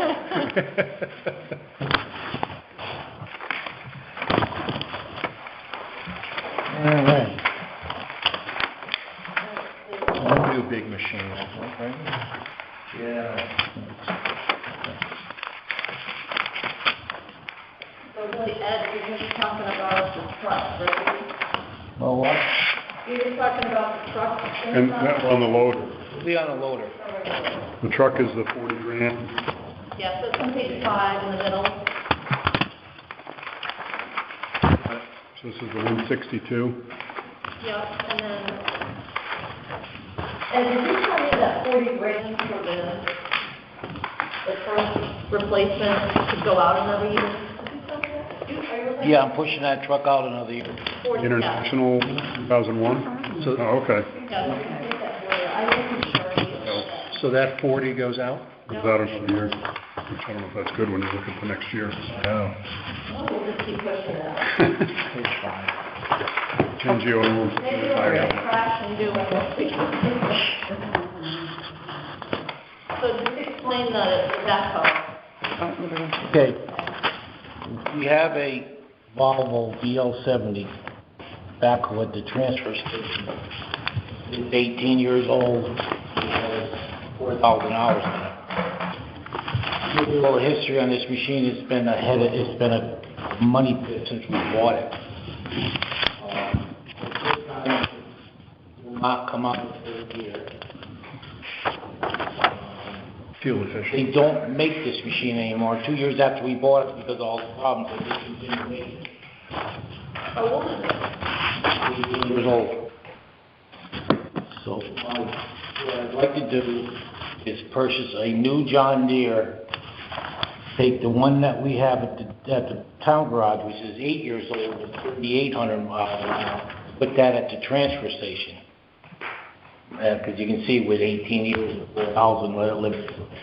And the other reason is, for the John Deere we own now, I have a grading bucket and a set of forks. With the new John Deere I'm getting, I expect a brush bucket. By transferring machines, now I have two machines that can use either attachment. If something goes wrong, we get a big storm, I have two machines, I can put one attachment on one and one on the other. So how many hours do you typically put, well, so the one that's right now... It's 8 years old with 3,800 hours. 3,800, so 500 hours a year. Yeah, 500 a year. I mean, now we're using it more because I have a crew now that really is on the ball. And the 162 is gross, we think. Yeah, now, because of the transmission scare, I went out and I got a price for a transmission. It was like $26,000. That really is what pushed my mind to say, that's trade-in value. That's enough. Yeah. We can't spend any more on this. The problem I'm have is, as you can see, there's a 365 days delivery date, 1 year. The problem with that is this price they will not hold. We're stuck because we can't do anything until the budget goes through. I talked to the salesman a week ago, and this could be a line, but they're so far behind that he couldn't call me till next week to let me know about anything else. I mean, could we lose some money on the Volvo? Yeah, I think I don't know, at this point, we're going to have to go for the whole ain't so out and hold our breath. I mean, we can't just deduct the money for the trade because if that machine keeps going up. We have to budget growth anyway, so. Okay. Right? Yeah. So your concern is that if we can't give them a contract till the end of May. Right. We can't sign anything till the budget's approved. All they need is a letter of saying that we'll buy it. Yeah, but that's all they want. They don't want any money. We really can't do that. Can't do that until town the meeting. budget's approved. Yeah.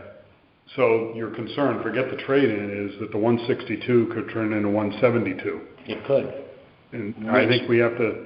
Our hands are tied. Yeah, I don't think we have much. When was that price as of? Was that there? Should be on here. November pricing? March 4th. Right, so twice a year, they typically though. Well, this price, yeah. These prices, so. I mean, we gotta roll the dice. We have no choice. What's the gross price for the trade?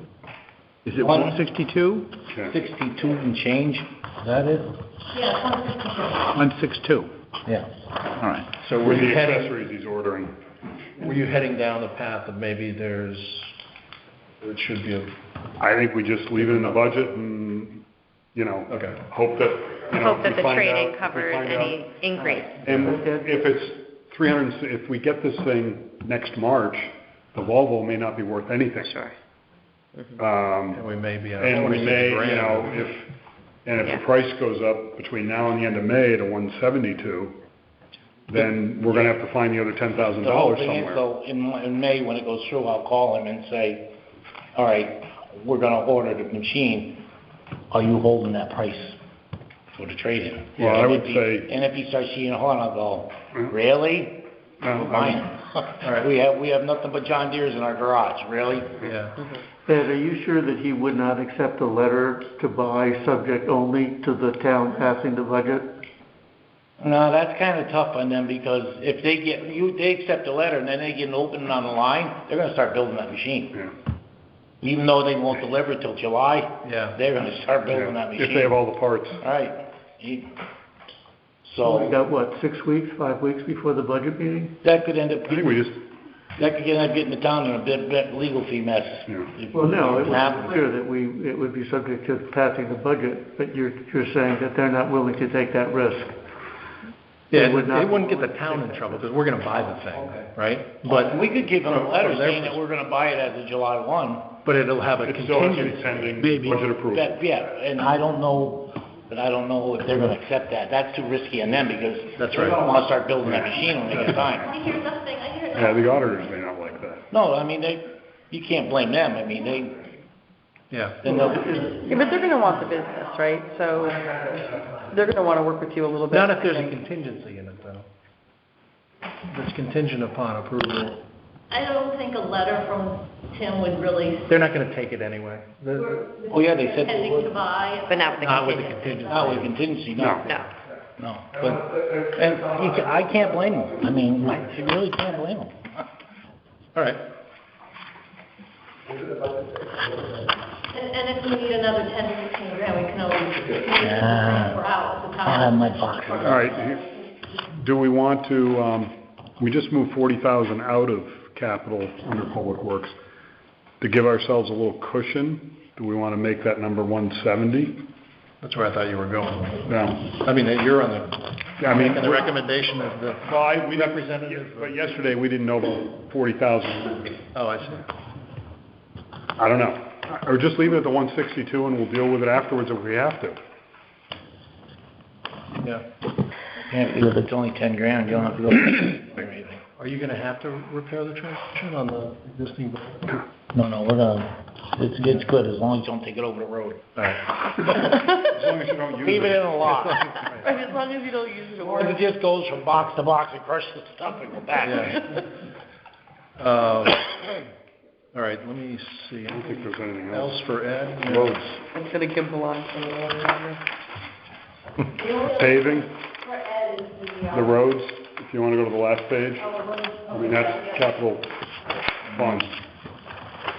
The plan for next year Okay. shows Hatchettsville, the unimproved portion. That's going to be basically a rebuild. Yeah, we're Because gonna, that's not really a road. well, it has coal mix on it. And that figure, we had changed to 111,000, not 100. Okay. No, we changed to 112. 112, right? Page am I on? Left Last line. page of this. Yeah, Ed came in and changed the number. I changed I see, I still see 111. 6. 112. I had to talk to Nicole to say she had no idea. Or you can share with me. No, I printed it. Oh, okay, yeah, thanks. I don't know. That's the unimproved section, like Andy said. That road now is to the point where I can't do anything with it. When Mr. Roach was in charge, he had some extra money for that coal mix, and he just ran it through there. It's lasted a long time. There's nothing left now. It's got to be ground up and then put Real 2.5 base put inches. in. Yeah. You got a good base, because we put a lot of gravel on that road, because it used to be, It was dirt, yeah. anything for the sewer would go, that's where all the trucks went. Yep. Now it's a cut through. Yep. Do you think you're gonna have to talk to wetlands by going by that open space? No? How about drainage? Sheet flow? Can't put any drainage in there because of the open space. We have to do what we do with our town roads, grade it and let the water run off naturally. They'll never let you dump any water in those swamps, and you can't go over the hill with it because over the hill is all ledge. And the other problem you have, let's say you could go over the hill with a pipe, the drain and the pipe size on Hatchet Hill Road, if it's not big enough to handle the next volume of water, you can't do it anyway. So we're better off just to mill it, grade it, and pave it. Yep. And just let it drain into the woods. And let it just run off natural like it's doing now. Yep. Yeah. So what about the 150 for McCurdy? Yep. 50 for Old Shore and 250 for Old Shore. Yep. I guess I missed Brighton. Brighton Road is 50,000 for McCurdy and 250 for Old Shore. That should be all good. So what are you doing on McCurdy for so cheap? McCurdy Court. Oh, McCurdy Court.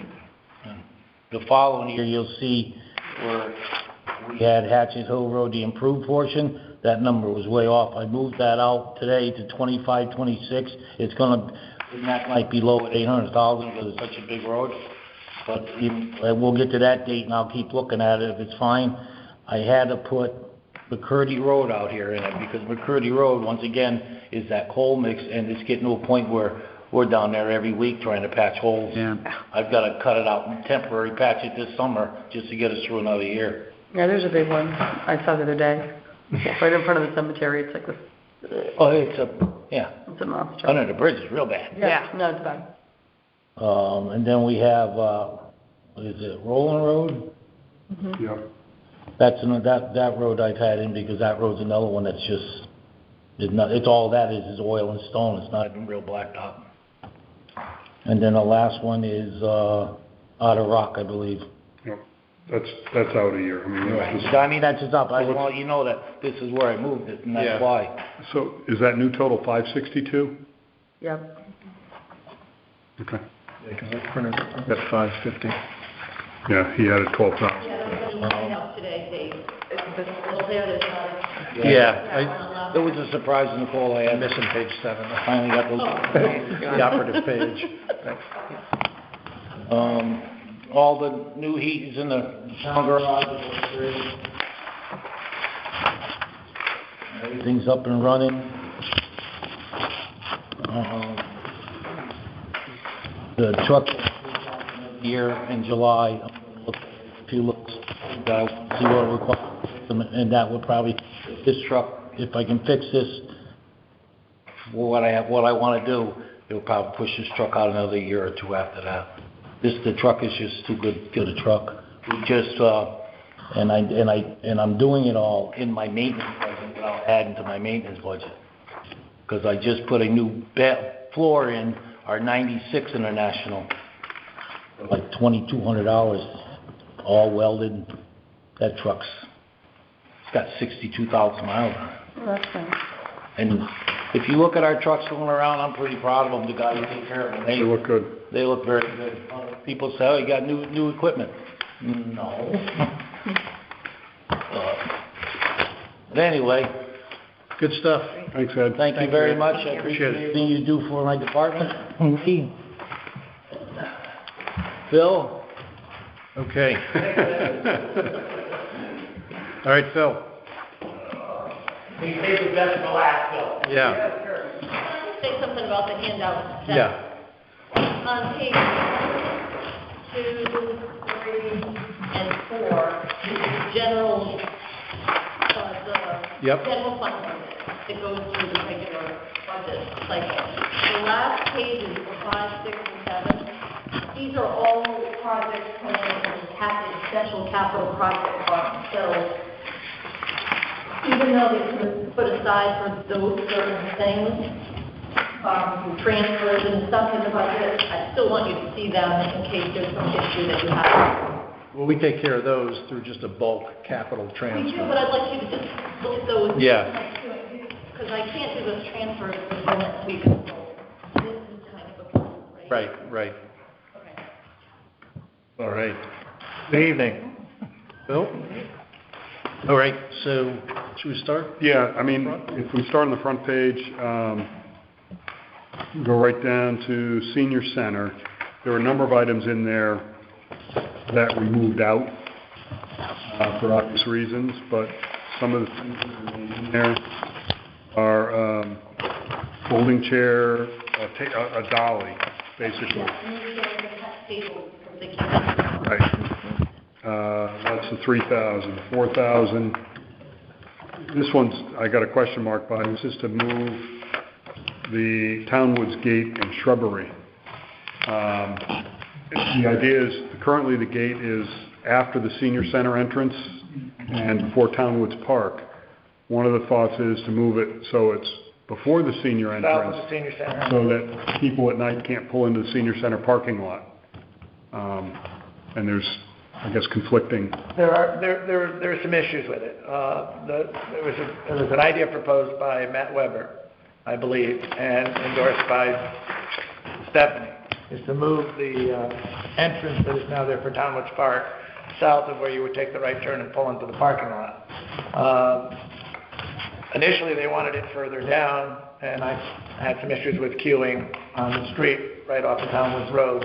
If you get some folks pulling in early for tennis or for soccer or something, there's not enough room, so they decided it might be better to pull it up. And I said, if you do that, along with a whole nother set of IT issues that are revolving around all of this, to secure the park, you would have to probably plant shrubbery alongside it or something so that you wouldn't be able to sort of drive around it and get into the park. So are we gonna, as part of the senior center, and I didn't see it in any of the estimates, I mean, the parking lot's gotta be resurfaced at this point too. I would think, the parking lot actually in the senior center is not awful. The one at Townwoods Park is, I'm sorry, flip that. Senior center. Flip that. Senior center's awful, and Townwoods Park is in relatively good shape. That's right, yeah. So it's not paved down at the end for the bulk parking, but the part that is paved is actually in pretty good shape. Yeah. So I don't see that, I haven't seen that in any of the things that they've presented so far about repaving that and redoing that. She has said that she has had some folks pull in and park, and, where it's questionable. So a bigger picture question from me is senior center in Town Woods. We do have like a lot more security and that sort of thing. Have the Board of Selectmen been apprised of whether there's a need or not? I mean, you're going to ask Weber and he's going to say like 80 cameras. Right. There is a need. There is sort of an overarching need, and I don't know if we want to go into this here, but there is sort of an overarching need to do a better job of security there. I actually walked the site. But there's no security now. Have we ever had an issue? Yeah, we've had some issues. The only thing with the broken windows, I think. There's broken windows down at Townwoods Park. That system is dated, and trying to get information off of that, especially at night, the system is it's basically useless. Yeah.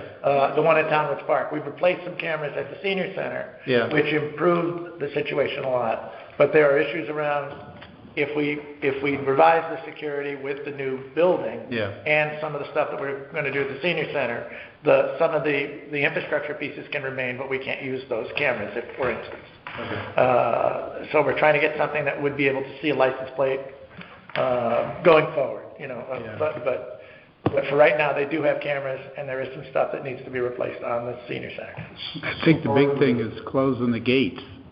Yeah, well, that's the other part of the challenge is if the gate's moved, then, as Phil said, if the gate's still locked in the morning because nobody got there to open it, and soccer and lacrosse cars start pulling in, there's nowhere to go. There's nowhere to go, yeah. Whereas now they could pull into the senior center parking lot and wait there. Right, and also there's a queue. Leaving later. The other side is if there's an event at the senior center, that's true. They get locked in. They get locked in. Evening. So who's going to come back and close the gate? Yeah, there was a whole care and feeding issue. Who was going to do somebody would have to maintain the gate. The likely person would be the police. I know the answer. But I mean, you would think but that has never worked in the past and would not work in the future. There's also an issue of, now that I have the gate on the other side there, if you know that driveway, how do you pull in, see the gates locked, and queue to get yourself out? Yeah. There's nowhere for you to turn around and get out. So you've got that issue. So that's kind of where that lands. So are all of these items maybe pushed a little bit? Well, what did you guys talk about? Well, that was the one that I had to mark by that needed discussion, was the $4,000 to move the gate, because there's certainly reasons to move it, but there's a lot of reasons not to move it right now in particular. I would think... Overall request from Stephanie. Stephanie from the senior center. Yeah, the senior center, not Park and Rec. Okay. Right. So... If they want to move, they're going to have to do some more work to shut it and stuff maybe, but and that's what... But that's the problem too. I mean, again, maybe this just is folded into the whole project there. It's been like this for how long? 10 years? How long has Townwoods been there? 15 years? 95. Yeah. So it's been 17 years. So I think we can go another 2 years, and maybe in the overall scheme of things, maybe there's a turnaround if the gate maybe gets we moved, do a different solution. A turnaround. Right. Some different solutions. They can't push it further down. You limit the amount of cars you can queue up to begin with. And if you put it where it's really the right spot, that it would function for both facilities, then you can't queue and get out if it's closed. I agree. So if we cross out the $4,000, the next $4,000 item is to upgrade the front camera, which the infrastructure's there to do that, power's where it needs to be. Right, and the cabling is And the actually- cable is, the problem is the camera was intended to be able to get a shot of license plates. Well, that camera is an older dated camera, the one that That she isn't wants. supported anymore? It's not supported anymore, and it was a low quality, it was an old 480p camera that doesn't even, it actually doesn't work anymore. That particular camera doesn't work. So that needs to be replaced so that you can actually see out the front of the building, unless you would have a view of that part of the building. And internet is fine, and that doesn't have to be upgraded for this? For this, no. Okay. For this, no. For replacing that camera and doing that upgrade, no. And that should be done, in my opinion, anyway.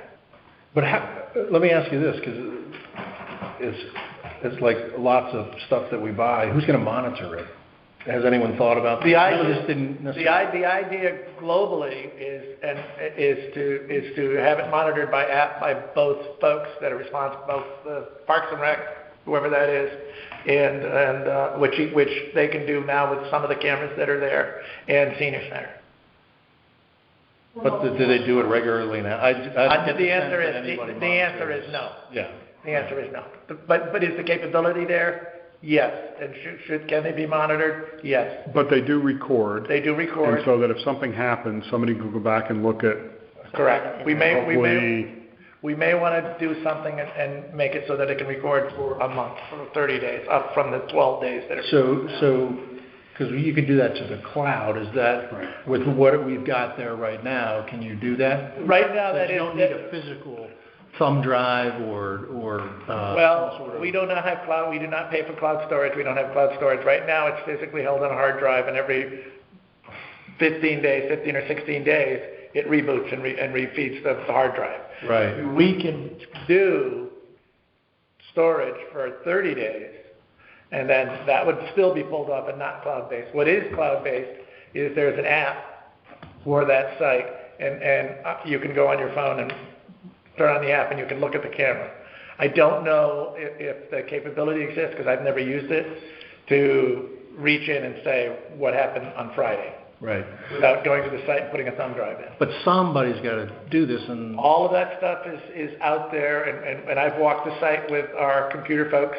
Yeah. And we have some proposals to do that stuff. That starts to, really ring the bell. Okay. So that was in the IT proposal, which is later on. Yeah. It's later on, and we can talk about whether it belongs in the IT proposal or not, but that's where it lies. These are just cameras that for her security, because she's very worried about. She's there alone. They're alone at night.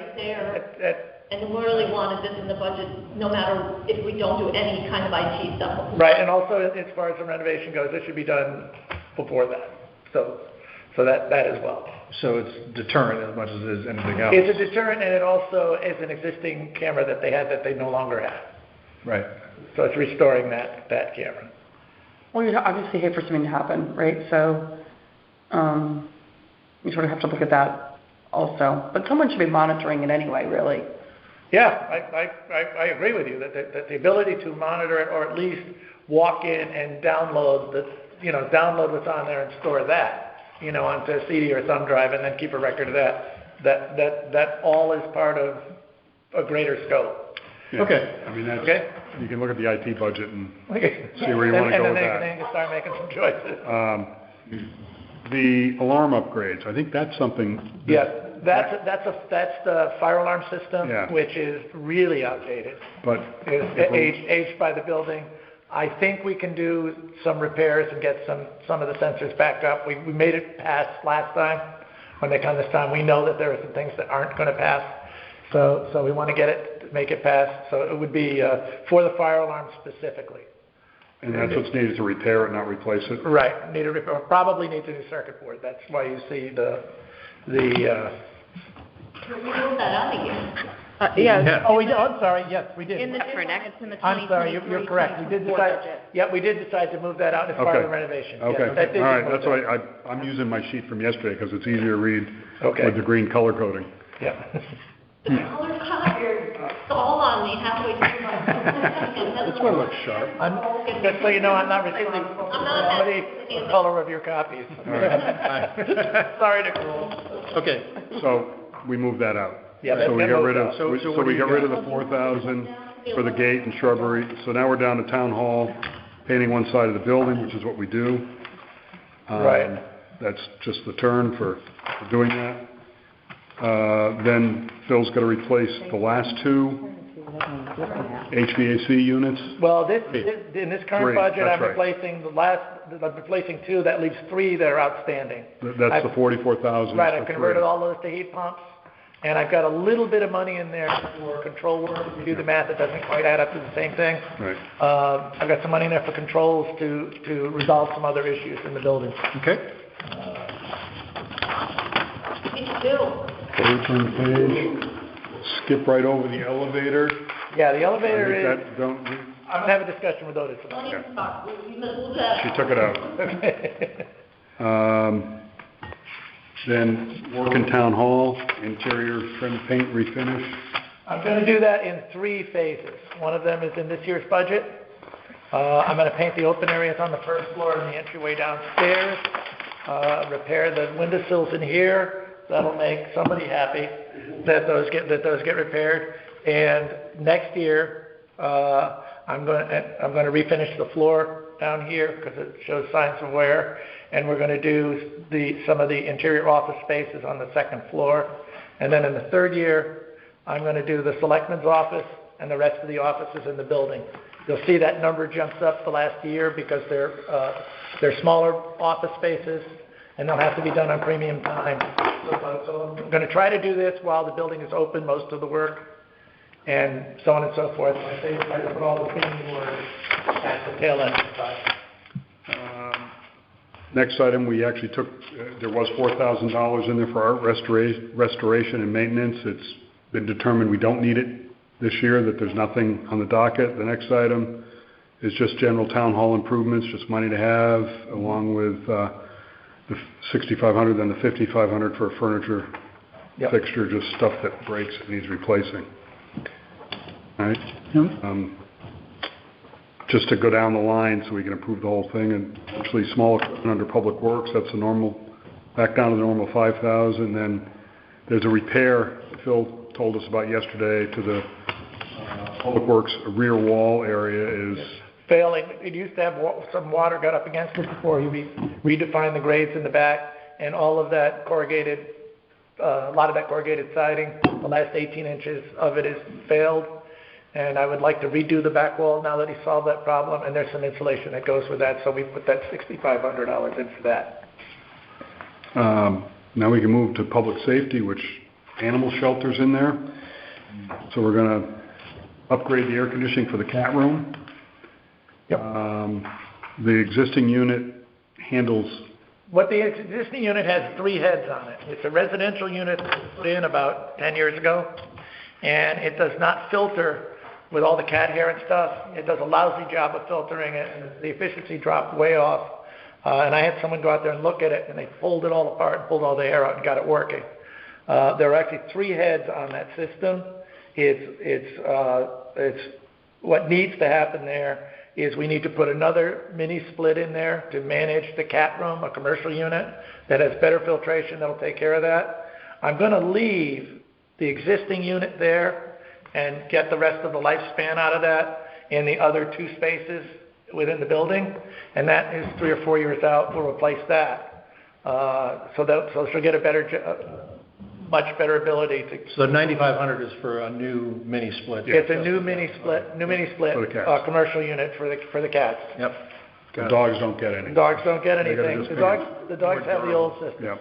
The dogs then the don't cats complain. get a new floor. Yeah. The cat room needs a new floor. We did a new floor in the dog area a couple of years ago, and I'm going to redo the floor in the office entryway. There was water infiltration, and if you've been to the animal shelter, the 12 by 12 tiles are all popping up off the floor. Yeah.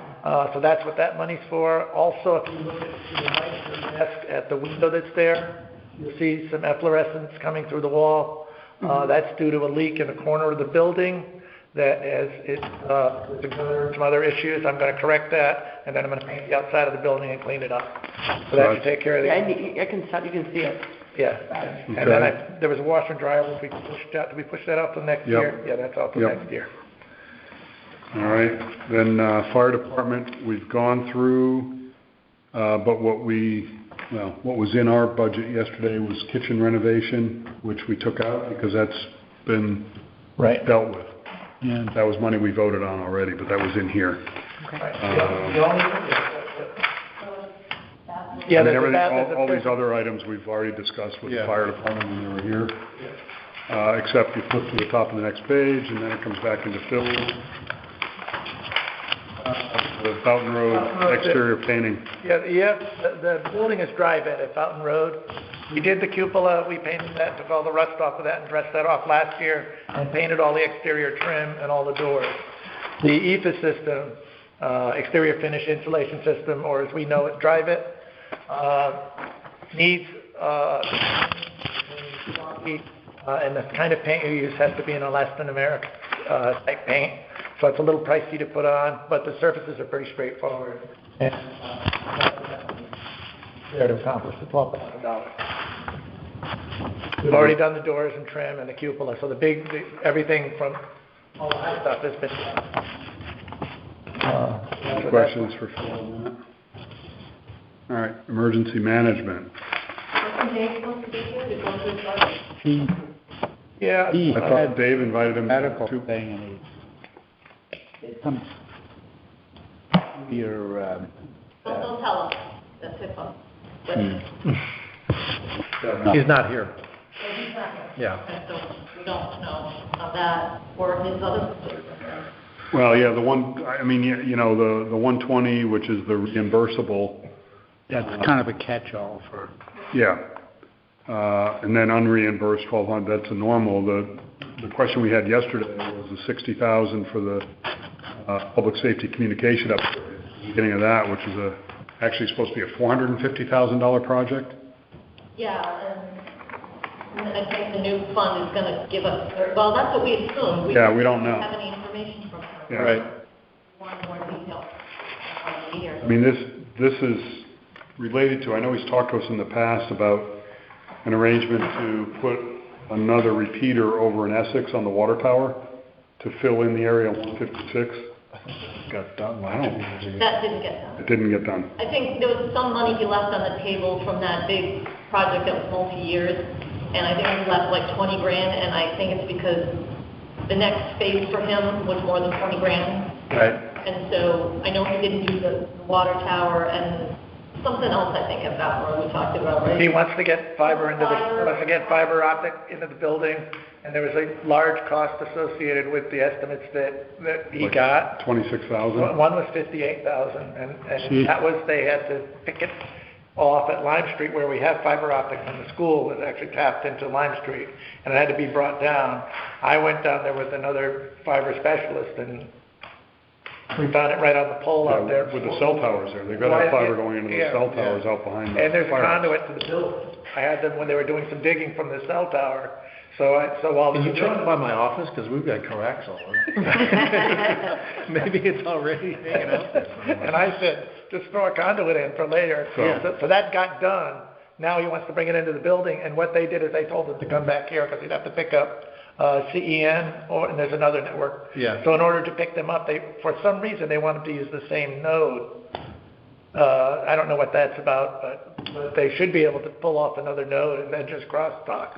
But that's, But the big question was, is that 60,000 you see over 4 years reimbursable, and I don't think it is. Right. So, I mean, it's a matter of, do we leave the 60 in there knowing, I guess that he would have to probably come to the Board of Selectmen, Board of Finance to get approved to spend it on what he's going to do. How does it fit in with the communication plan? we either move it out, or maybe we take it out and he gets ARPA money. Didn't he talk about he talked about replacing some of the equipment and stuff like that, some of the radios and stuff to do all that stuff? It was more comprehensive than that, though. Yeah, and I don't remember exactly what that looks like. I kind of leave him to his standby. It's a big Hate to leave it just because, but Yeah. Yeah, if you stretch it out, it's 400 grand. Take the 60 out for this year and see. You know, it's come back for additional appropriations. well, then it's town meeting. it's just hard when you told Jerry Baker, go figure out what you're doing. You know what I mean? Yeah. We have to decide on her thing too. Yeah, and we know nothing about this. Right. Yeah. I think Well, having, might get some clarity next week. I was gonna say, Yeah, from we the got chief another- seats. Oh, yeah, you've got to come Okay. back for the fire marshal and the emergency. Yeah, from the chief Yep. seats, find out or it's gonna know. All right, so We'll push that, and I think that's actually, oh, that's part of total public safety, though. Yep. That's a bummer. All right, okay. Could be determined, I guess. Yeah, so that And, puts. well, all and the public other item we had a question on yesterday, honestly, was recalling what the H2O inventory was, the 6,000 this year, 5,500 next year. We thought that was the fire wells, having somebody go around and For the insurance rating? just see what the capacity is. Yeah, we thought we landed on it, we thought it was like an assessment or something. Yeah, but- See if But I there's guess, something needed to be I guess one of the dredged or- questions would be, we had 6,000 in this year's budget. Has anything been done on that yet? And that was the hard subsidy, and he told me that he needed more money for the DPW to do something in the project as well, but that's all I know. Yeah. I think they'd go to each fire well and rate whether they're deep enough, and maybe if they need a property easement, there might be some legal maybe. And then they put a sign, They put new signs are up already this there. year. Yeah, the signs But were- this year, there were new signs added to a lot of them. Yeah, we spent money on that Yeah. because that helps our favorably insurance or ISO property rating. insurance rates. Yep. Right. ISO. The fire. For the, right. So we're gonna have to push public safety until next week. Yep. And then just below that, you'll see basically the costs associated with another, as we typically do, one SUV, one police vehicle in next year's budget, and I have an email that with your specialist, I thought you took that all out this year. took it out. We have another cruiser coming, and he felt adequate that we need the budget for another cruiser. So all of the, I don't want to misspeak, I texted him when I got here, I said, is this all supposed to be zero? And he said, yes, but I guess I thought we, Garvin and Matt were there, right? I thought we took off. Hey, Matt, are you still on the phone? Matt Olson? I am. So we're talking about the police capital, and Matt Ward said that for 22-23, that it was agreed to take everything out because... Just SUV, because he wants to try to get the ATV. Oh, I'm sorry, yeah. oh, okay. Is that your recollection as well? So we've got, 40 grand for the vehicle, and then we've got lighting installation of 7,500 that would come out of this year's... As well as lettering the whole thing. Right. That's correct, for the vehicle and the lighting, yep. Okay. So Okay. that's like 50, yeah. Okay. And then the second page for police. So all of that is zero. Yep. 55,100 off. So, Matt, does the replacement schedule show that we can skip a year? Because often we buy a car a year and every once in a while we have to do two cars. We have one that's due any month now, so we've had 3 in the last.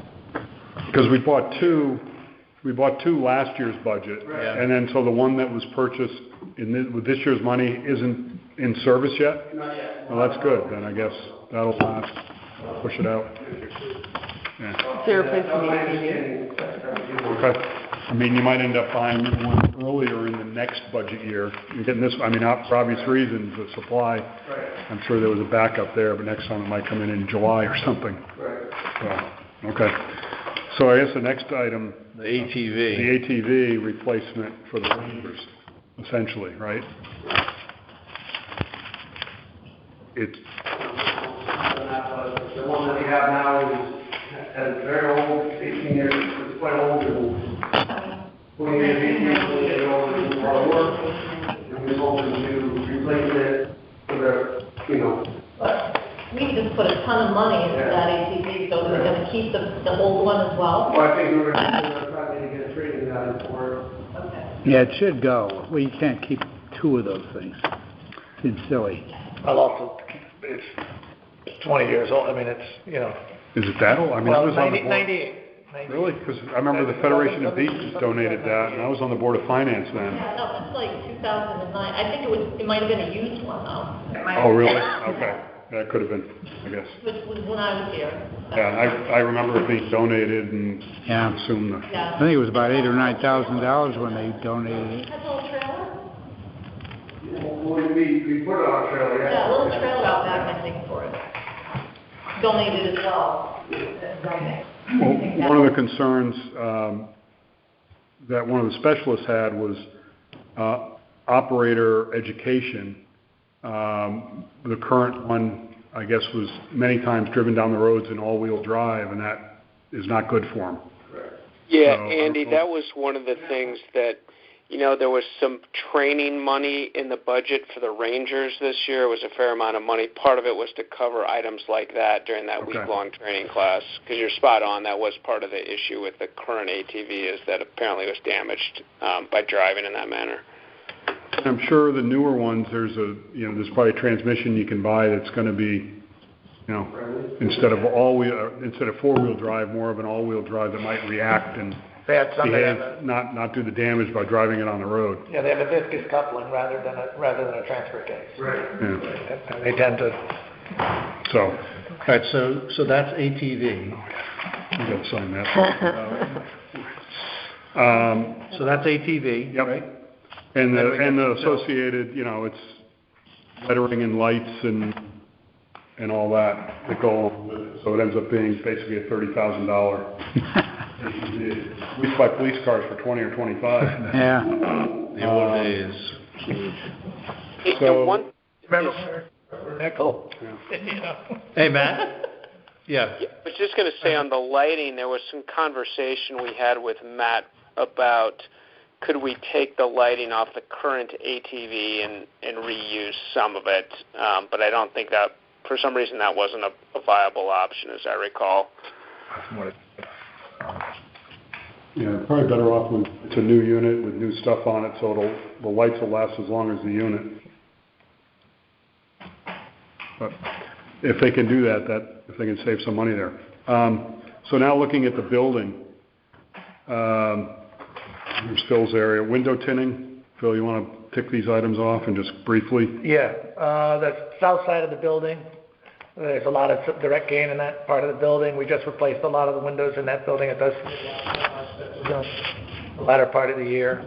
Yeah, we had replaced the front door. Yeah, the front door is an old commercial store type entrance. Mm-hmm. It's not really secure.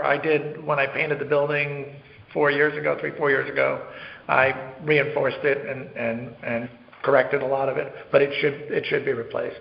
It rubs and locks, and it's constantly in need of adjustment, so that should be replaced. And fencing? The fencing is the fence that runs along the north side of the building. It's an old stockade fence that I have had them come back and lift up a time or two. They want to replace all of that goes behind the building with something more permanent and better looking. You gonna go vinyl with that? I think I would have to talk to Matt for sure, but I would prefer to see it. The advantage of the stockade fence is that it's private. It separates that side of the building. So I would probably go with either some permanent vinyl, something that was enclosed, or a chain link fence that was with something, just to keep the honest people honest on the other side of the fence. And they got the police night vision goggles just at the beach. At first we thought, when you line these lines up, we thought it was $6,000, and we wondered what's going on with that. Good. And I'm not even quite sure why some of this stuff is in capital like that, but a bench for the lobby, blinds, south-facing. Blinds were the same thing. Yeah. The same sort of issue. Is that for all the rooms? I believe that there aren't that many windows, but yeah, I think that covers all the rooms, all the windows on the south side. There's one window in the fingerprint room and a window in the other room. We already passed around last week. Oh. As long as my name's not on it. That's right. And we did we push out the chairs, desk, and file cabinet? Yeah. We talked about that, push that out. Okay. I guess. Okay. Look at it. They looked at it last week. So. We got nothing. Okay. We'll take it.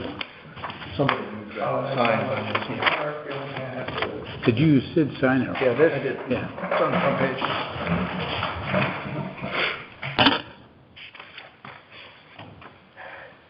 I mean, then we go down to miscellaneous public works contracts, which is the normal 5,000. Tim's gonna talk to the Ferry Road sidewalk engineering, another 20,000 for that. Yeah, I got a letter today from the engineer, and the way he put it together, it's a little hard to figure out where we are, where we're going, but it looks like 50 to 60 would get that whole thing with price increases and tree work and all that sort of thing. 20 and the 30 are gonna get it done? The 20 under engineering and 30 under reconstruction? I feel more comfortable we did 30 and 30 just to be sure we don't have to come back. And I don't know, the apportionment between the two is tricky too, but okay. 30 might be. Yeah, does it need to be separated out, Nicole, like that? Could it just be a sidewalk project? It doesn't, we have separated it out in the past, for the Soundview, obviously. Yeah, we wanted to. We budgeted $400,000 for those sidewalks, and we forgot to budget anything for design and engineering. So usually we split it in two, so we know that we got stuff up front, but if you wanted to combine this, we could. Well, one question is, yeah, but would we still have flexibility if engineering came in at 20 and actual construction came in at? Oh, you mean use them to flip-flop? Yeah. Oh, yeah. Okay. As long as you're good with that, that would be the only purpose. If there's not a strict wall between the two, if we have to. No, just don't. Yeah. Something that doesn't go to engineering there. You know what I mean? I don't care if one goes over, one goes under. I just don't want, even if. That's as long as it's 60 grand between engineering and construction, we're good. Right. Yeah, all right. Okay. So let's make that 30-30 if you don't mind. Okay, next item, Grassy Hill. It's actually, originally the whole thing was in this year, but we split it. So 355 and 355. And that's, we don't have bids yet, of course, so this is just the engineer's estimate when, next year, when we really start getting serious to bid it, who knows? Then Swan Brook Outlet Construction, we've heard about that for a while. This is Yeah, and there's hope that the ARP money might come to bear on that, and that would relieve this. But that's still got a ways to go, but I think it's a placeholder. Do we have bids? That's the cribbage down at the end of this. Yeah, I think we're just, because that thing is such bad shape and it's basically dangerous for kids playing around it and all that, it's just to redo the wood and get it up. Todd gave us about 35 to do the wood repair, and other money for possibly having to unclog the west pipe, which has been a pest. So I think 50 would do it. Okay. And then if we can do ARP money, then that would not be needed in this line. We won't know that. I think you're going to need that money before you get approved by ARPA. ARPA, yeah. I think the ARPA money will be behind that a little bit. But actually, even that, if we're trying to get this thing done before Memorial Day, which is kind of a pie in the sky, this won't be approved till, I guess the town meeting might be able, but that's basically Memorial Day, so might drip into June. Okay. So if you flip the page. So we'll just put the total there down at the bottom, put that little rubber. I had 984,625. For all those changes, I think that bill will go down to 939,825. Put the 10 for that other one? Yes. Okay. So just tentatively, that's how much we're going to do. So what's your number? My number is 939,125. That's including the $60,000 for David Bird. so that could possibly go. Wait, 2.9? 939. 3.9, yeah. Nicole, do we approve, because we've got some question marks, but there are 3 buckets for capital. One is four rather. General government, total general government, and then there's total public works, and then there's public safety, and then there's public works, roads, and projects. Have we approved them separately, or did we? We've done it, but We put it all at once. All at once, right. We can do them separately if you want. On the flip side of the chart, maybe it's one line. Yeah, on the, yeah, that's the breakout. I mean, in my accounting system, I put each thing in individually, so they're not okay. I guess, do we want to? if we approve it as one line, though, does that give you more flexibility if something? No, because I've argued with them because we have a detail on the back that it's not one department, and the auditors have conceded, have not given me a hard time. I do like different sections in the back, which I know kind of doesn't match what I just said prior, but I think we're good, even if we approve just the one. So we can't approve just the one tonight because we got some open questions. We could approve all the others if we wanted to.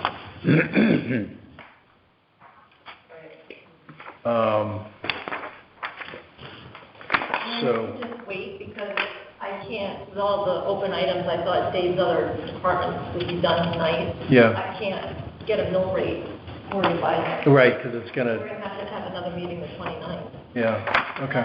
I didn't see that on the agenda, on the schedule. There's not, right? No. No, but I already talked to Tim. I know we're gonna end up having one. Okay. So I can't, No, we're gonna. take it off.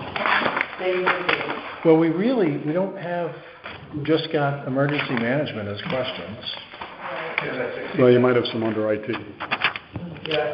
Well, And we have, goes beyond. No, we have to revisit Historic District because they sent a thing too. And what about, Art Academy. Yep. No, I meant for capital. Oh. Just for capital, yeah.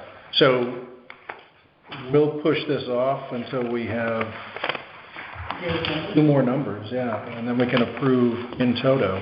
And then actually that'll give Nicole enough time to make these other kind of 8 changes that we made tonight. So it's a nice clean sheet. Okay. So, on the last couple pages, again, are those capital project funds, and like the general fund, we have certain projects we have budgeted for, and we fund these capital project funds which we transfer out. So the real approval is through the transfer out, which we won't get to until next week, but I wanted you to see what we plan to spend out of these funds in case there's issues, because in the past, we really haven't done this. We just have transfer out and kind of tell you what we're thinking of doing, but this really shows it, so if there's something you want to take out, it will, or put in, it would affect the transfer out of that. Does that make sense? Yeah. You know, what might be helpful would be to know what the balance is in these various funds so that we can see if we take $152,000 out of it, where it's going to be, and then we might goose it back.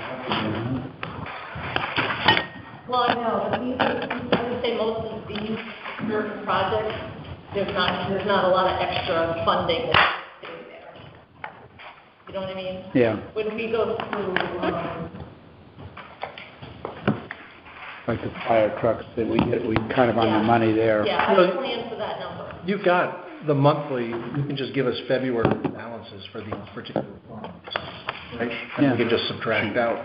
Because in the audit, you've got that beginning and ending balance, so you can see it there. Yeah.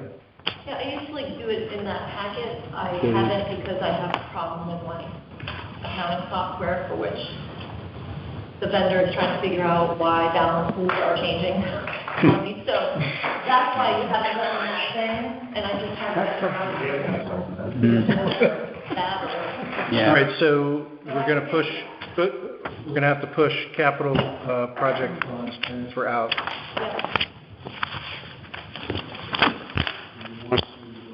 You want to get me out? Oh, what's left? The only other thing I was thinking was rec capital. No, the IT, right? Yeah, that IT piece, living there, that. Yeah. The $11,000. Page 6? Yeah.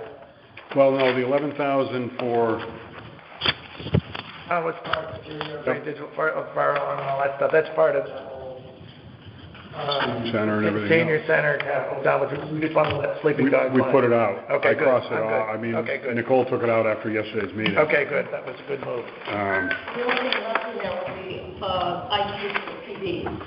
Right. Yeah, which is, On page 6, and the big number is 80,000. right, and that, is part of the same thing, but I guess that's up to Matt and company to let you know. It's got to happen. Yeah. I mean, we don't have any choice. Yeah. It's a year from now, pretty much it has to be almost ready to go. Operational, yep. For July 1 of 23. Yeah. I mean, the bulk of that is all, it did make sense with the work Phil's recommending with the door replacement at the police department. To hardwire, Also, I'll have the guy come and wire the door up. Wire the door so there's He's at least got push it. button entry and video camera surveillance there so they can see who's in the lobby, see who's outside the building. before they open the door. I'll coordinate that with Matt. So that's kind of made sense to do. Are you good with me? What about this boat money? Capital line? The fire department? Yeah, that's in here. That's in there, 21,000 that Jared told us about. That's in the fire department or, That's just some backup to it. Okay. He wants to provide Yeah. for today. yeah, 20,375 is in there.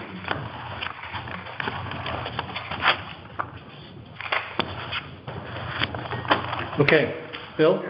Thank you very much, yeah. I probably should let you know, in case you don't know, that I will be leaving 1 July.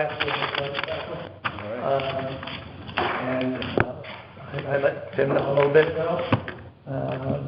It's been an honor to work for the town. I hope it's made a difference. I hope you see it in how it's looking. Absolutely. I am a little disappointed that there are some things that I did not get a chance to get done. There's a lot of things. But I would recommend, there's some things coming down the road too. I'm not leaving town, I'm not going anywhere, but I've got some things in my personal life that have to be taken care of, and I think that replacement, I would like to be part of this selection process,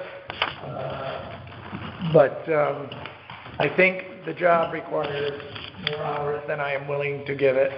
And it was a balancing act, but I decided that, it's the right thing to do for me at this point, is to step aside and see if we can get somebody in here and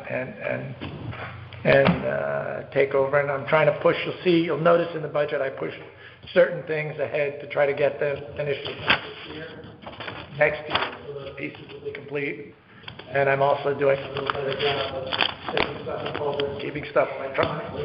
It'll be chaos for whoever takes it over, but at least it will be there. Yeah. So I just wanted you folks to know that, and I'll try to work my last day like my first. So, Thank you very much, Phil. Thanks, Phil. Thank you. Thanks a lot. Yep. Okay.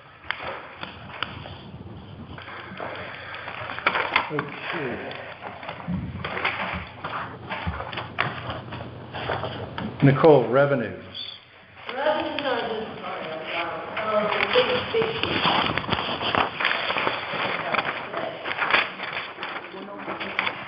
Yeah, right here.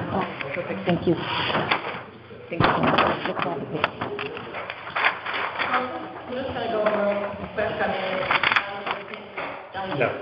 Revenues, but the first part is property tax. You'll see the yellow highlight in that column because that tax number is determined by the mill rate and whatever we end up with for the general fund budget. So that's what we're I did increase a couple of the line items there just based on the tax collector history. It seems like, I like to increase it a little bit, but not a lot. There's a lot of pressure, so I just bumped those up a little bit over the prior year.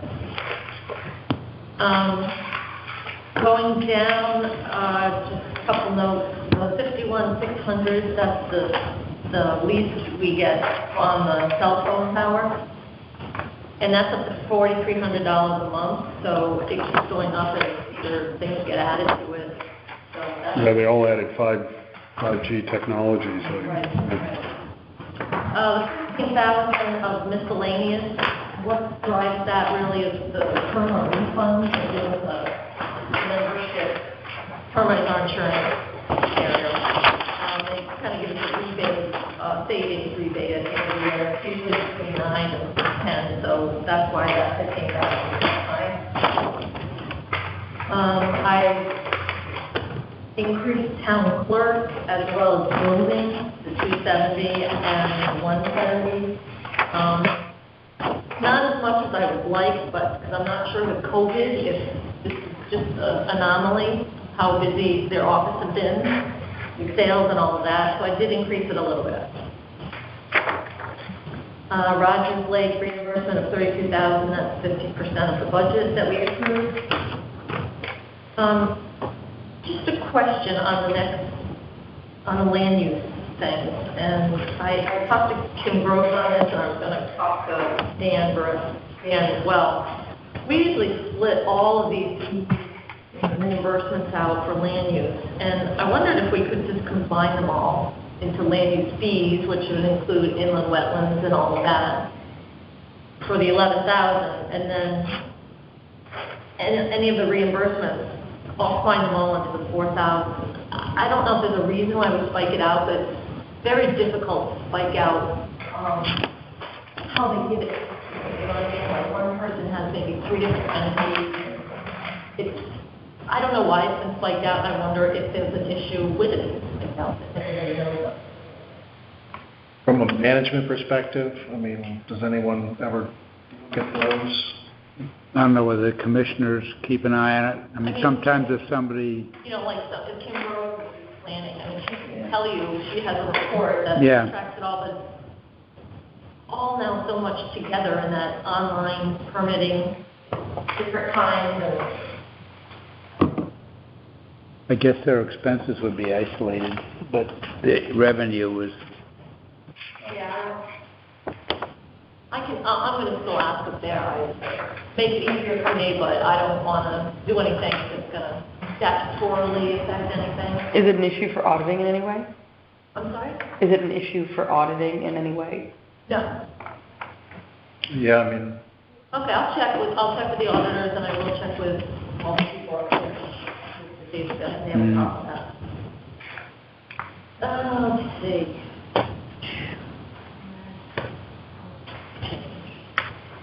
Town was down a little bit. I estimated 19%, which is what we paid the school of their budget, Carroll Park budget. These are, again, reimbursements from line. And senior center down below is 33,555. That I took at 24%, because that's where we hit based on population. Well, the capital's always 25.75. Right, this is operating. Yeah. So it's all factored in. So did we go for the reimbursement by line for senior center based on population according to... Yeah, I don't know if we've gotten the census figures completely to say what it is. You know, this No, is... they're not on the state website. They're always really far behind. So I just took an estimate. Yeah. I think it's a safe estimate. And you know, when you look around for the town population, different publications have different numbers. It's funny. I bumped up these from the landfill transfer station just because the activities kind of out of sight. On page 2, I brought that interest down. Yeah. We're hoping to get the interest income that we use. I haven't really spoken to Mike Ryder, who's the treasurer. I don't know. We did this with BISCO too. If we can just get a list from the treasurer of what we've got the stuff. They're moving up 0.75% this year, they said. But if we got $9 million and it turns out that it's in a savings account. Well, I have $3 million in a CD. Right. And sometimes I've done it 6 months based on the rates, or usually it's annual. Yeah.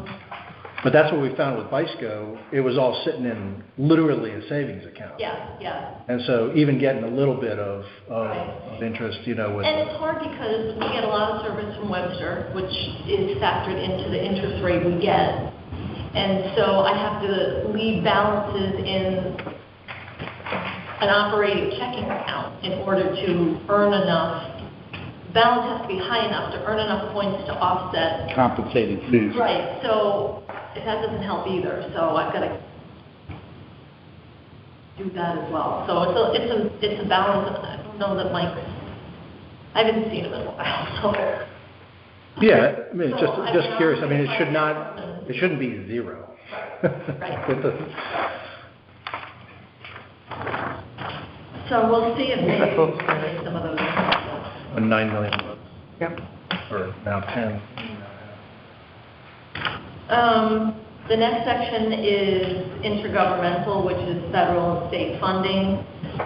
All my amounts were mostly from the state. The 120 in there is Dave Roberge's 120 relating to his capital for emergency management.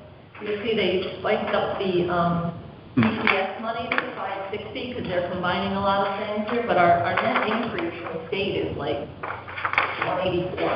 Oh, yeah. We're getting 910 from the state versus 741 last year. Yeah. Let's see, anything else is funky. The 22,000 is for new people.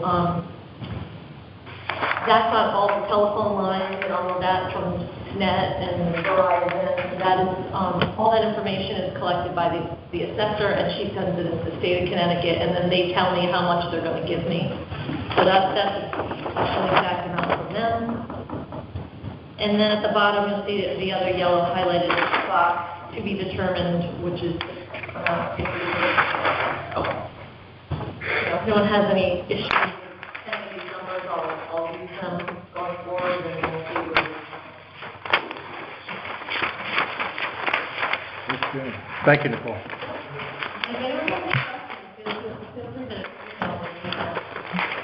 That's great. All right.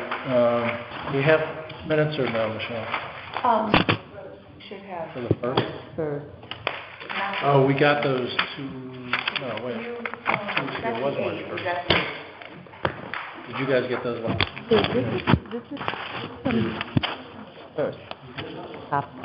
And here's the 8. You can pass these out even though you have today. Copies. Okay. Let's give one. Does anyone else need a copy of March 1st minutes?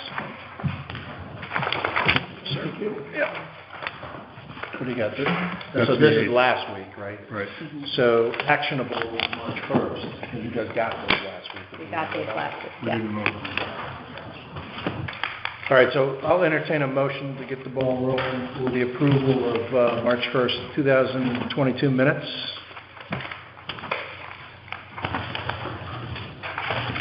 So moved. Thank you. Is there a second? All right, let's take a little bit of time to, haven't reviewed them.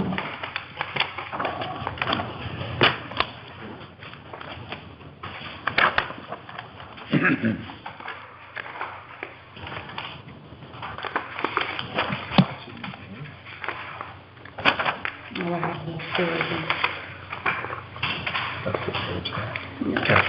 There you go. Oh, thank you. That's BJ.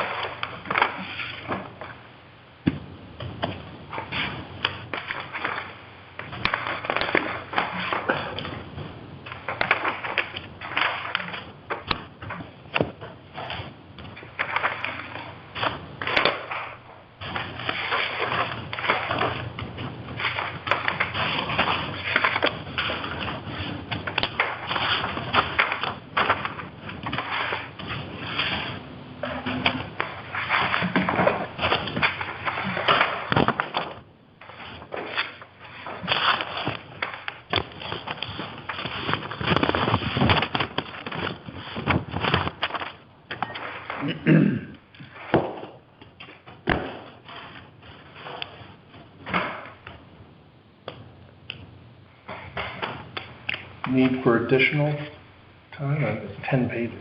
I didn't about that.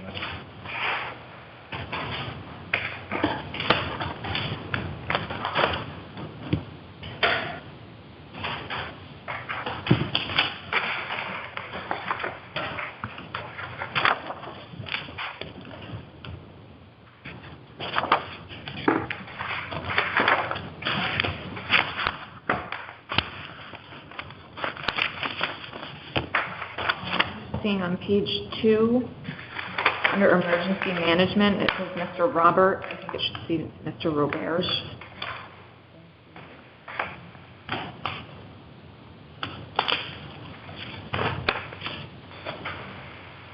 Cool. All right. Any other suggested changes? Hearing none. Move to a vote to approve as amended. The minutes for March 1st, 2022. All those in favor say aye. Aye. Aye. Any opposed? Say nay. Any abstentions? Great. Okay. Thank you. All right. Other business. And Nicole, I've got your kind of open items list too that you kindly put together. So. Other business, Rogers Lake Authority, we took care of. Emergency management and fire marshal pushed to next week. Infotech. We can go there. I haven't heard from the operating budget at all. You didn't get a copy? This has operating and capital. I didn't know if it was final because we didn't know what CapEx was going to be. You know what I mean? That number is, the operating is based on new installations and stuff, right? So, yeah, but,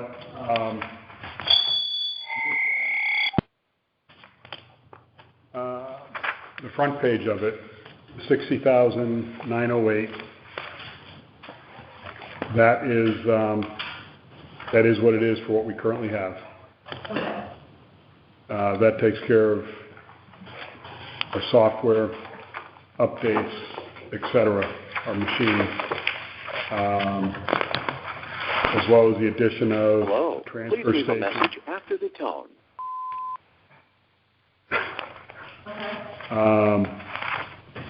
And the licensing.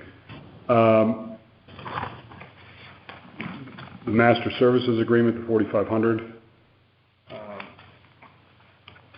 that is broken down below between general equipment failures and configure and deploy new security policy and procedures, which I think is something that's been talked about, double authentication, emails.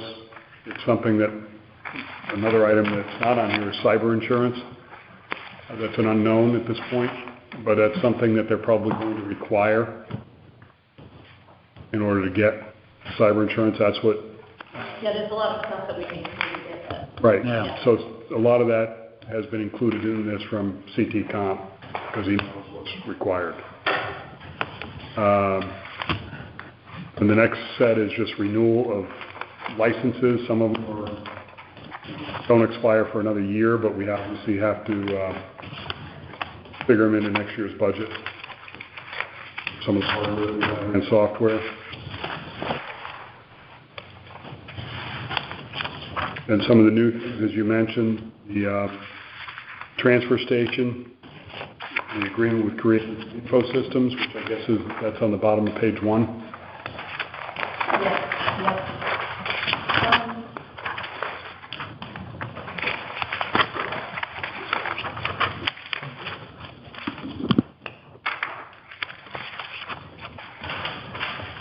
Again, just sticking with the operating part of it.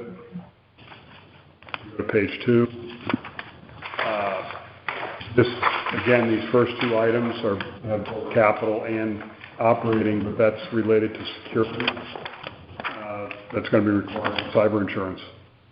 What does that mean? They're going to send us a link to our phone or? There's two different things. There's for town hall employees to log on to their computers, there'll be a token. It won't be anything. The recommended is install in the person stuff on, but that it would be a token that, Is this the thing with the numbers come up a lot? I believe so. Okay. It's a pain in the neck. It's gotta be, it's a pain in the neck, but it's I gotta have be to done. enter it 4 times a day. Yeah. And it pings me a text message on my phone, and then I have to enter the code. It's, yeah. And then you have to go to your email, get another code. Yeah, 4 times a day. It is, Yeah. Nicole, you're right, it's gonna be a pain in the neck, and it's not cheap. Yeah, I mean, I do that already for like Anthem and stuff You know, like that. $2,000 a year for that, but you look over in the Capitol right next to it, it's basically $9,000 to set it up. Yeah, but this one, with Anthem, you do it like once every time you get in there. I mean, This is like twice a day, 3 times, every time you're, Yeah. sometimes they reset like once a week, but you're constantly having to cross-reference. one of the things they actually talked about was the fact that there's some computers that don't automatically log off. So, That's just in settings? yeah, in settings where you have to, there's a setting, so that's something that has to be done too. So if you leave your desk for a certain period of time, your computer should log off so somebody else can't jump on it and see what's on it, et cetera, for security. So, They do that now, but you don't have all these exotic codes. so, And again, you set it up once. Right. And you check in 6 months, and it's all over the place. Yeah. In terms of what people have done to their computer. So Andy, the way that this is set up then, right? So you've got operating budget and CapEx, totally understandable, but then you've got it broken down in various departments, and that's one of the things that you had said, wait a minute. we basically, well, this is multi-year too. This goes out, what you've got in your hands goes out to 23, 24. So, like you know, it's projecting out. So honestly, the place we stopped was police. And that's all capital for what needs to be done there, which includes exterior cameras. I skipped over, obviously, the body camera portion of it. It's the bulk of its capital. But is anything beyond kind of page 1 in your operating budget? Yeah, the only on page 2, there's about $5,000 in operating budget, which is in there, I believe. Which is in IT's budget, or is in? I think it's in IT's. So on page 2, Yep. come out, is that 1,500, because we're not doing the Haynes Park? Yeah, everything below that can come out. Okay. Everything beyond that, because we're not doing Haynes Park, Okay. we're not doing Senior Center in Town Woods. Oh, I see. All that stuff is not happening. It's not our recommendation to do that now. Mainly, obviously, Senior Center, it doesn't make sense, and that's the backbone for the stuff that needs to happen at Town Woods. Right. Because as part of this proposal, there would be a microwave link between the Senior Center and Town Woods to get the internet out there, to properly be able to monitor the cameras that are out there. Right. So if I take those out, the total on page 3, 84,405, goes down to 81,105. Yep. But that includes $3,000 for police. Well, we're doing the police. Right, but that's, we're not double counting, right? That's in IT's budget, but not police budget. Right. Okay. Yeah.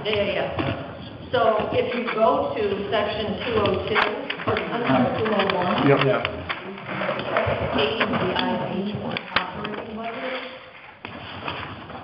Yep. I'm going to round that number up to 80,000. And if you look there, there's the number for the tech is that I estimated at 76. Need the tech. Oh, yeah, yours is from January. I see it. I have a text. Yeah. A few more. Yeah.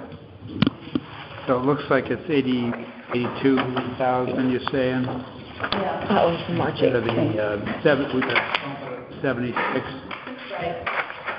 from 76 to 82. Right. So what's not in the sheets here from Connecticut Comp is the $20,000 for the IT tech consultant.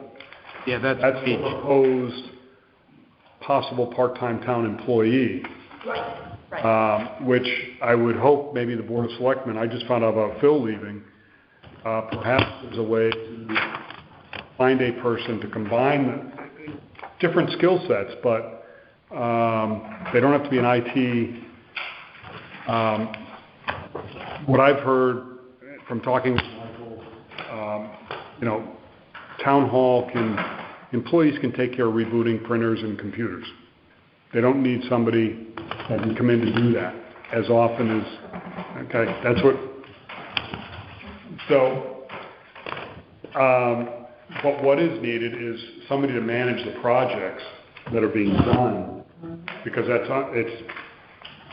nobody has the skill sets in town hall to do that, and we're spending a lot of money there, and I think whether you lump video surveillance into infotech or not, we've got a lot of that on the horizon, because if you look out on these pages, town hall's listed in here a couple of years out for having video cameras around this building for security. So I think perhaps looking at the new Phil is somebody that is at least can fold it into their job description, the IT portion of this, because it is facilities. Kind of like John Rhodes at the school.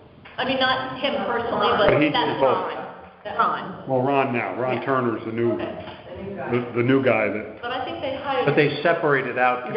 John Rhodes did both technology as well as facilities. Right, but then now they've And separated. Ron does doesn't too, he or no? oversee? Ron oversees IT. Right. He has people underneath him. Right. that But I would think the new person here could oversee our subcontractor, and perhaps be able to put things out to bid.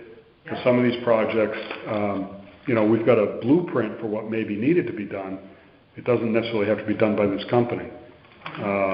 It has to be integrated with the work they've done. They've brought the town a long way. So you've got to be careful of not having somebody point the finger and say, well, we didn't do that job. Right. It's not our fault it doesn't work. So there's that balancing act. But for budgeting purposes, right, so the 76, so we've got in our sheets, Andy? That's going to go up to 82. That's going to go up to 82. Yep. And do you want to keep the 20 in there for part-time? Right. I think you should. Well, I think you should too. where was that? Oh, the 20s is right just above it. Right above it, right above it. That'll combine with the fill money. But, yeah, Phil talked about he didn't have enough hours to get done what he needed to get done. And I know he's been involved in some of this. He was involved in the senior center town woods work with. But Phil's getting $50 an hour, so if you get something a little more organized, you could lower the rate and make that 50 go farther. Yeah. Yeah. So. I'm sorry, but Yeah. was that on the salary, when we did the salary wage, did they come up with someone like Bill as to where that range was? No, not yet. Well, I think it was just existing positions that we had. I thought they did, and I thought the average was $36 or something. Wasn't he on that? Based on the 4-year week. I thought it was $36 an hour, no matter what the number was. I don't, Anyway. Shouldn't have to be 50. That's We'll look at it. But it's there's two buckets there that maybe can be combined and might make sense. So maybe we look for a superhero and then if we can't find him, then we have to. Go two places. The two people that'll actually talk to each other, because it's very related. There was there's stuff that had to be redone because it wasn't coordination. Even for someone like this multi-number thing, you need someone who has the authority, who the selectmen have gives the authority to say, this is what your settings are going to do now, and this is what you're going to do, and, you can't go to Tim and try to get out of it. You know what I mean? It's got to have someone who can do all of that, because no one else can do that in town hall. You know what I mean? Office manager. Yeah. Little T. I don't mean make people, but I mean, some people need a lot of hand-holding and some people don't. Right. So that boosts it by $6,000, so that's $122,530. Yep, that's what I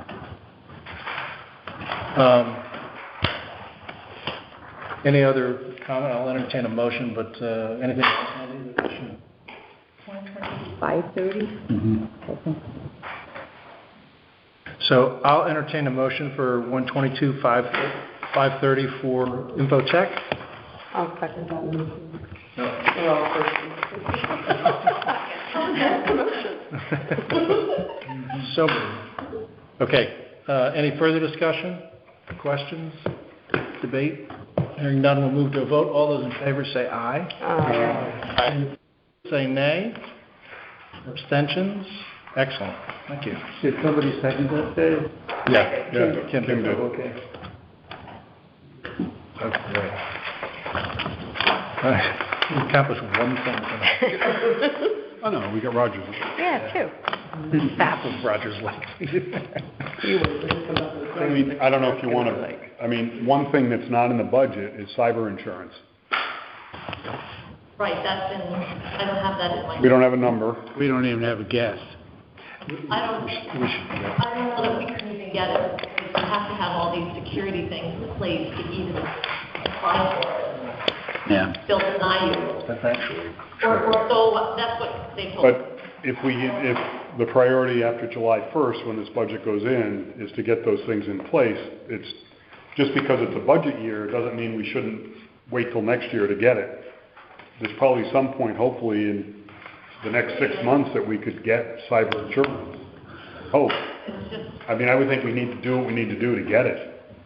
Again, it's not in anyone's skill set or wheelhouse to figure out.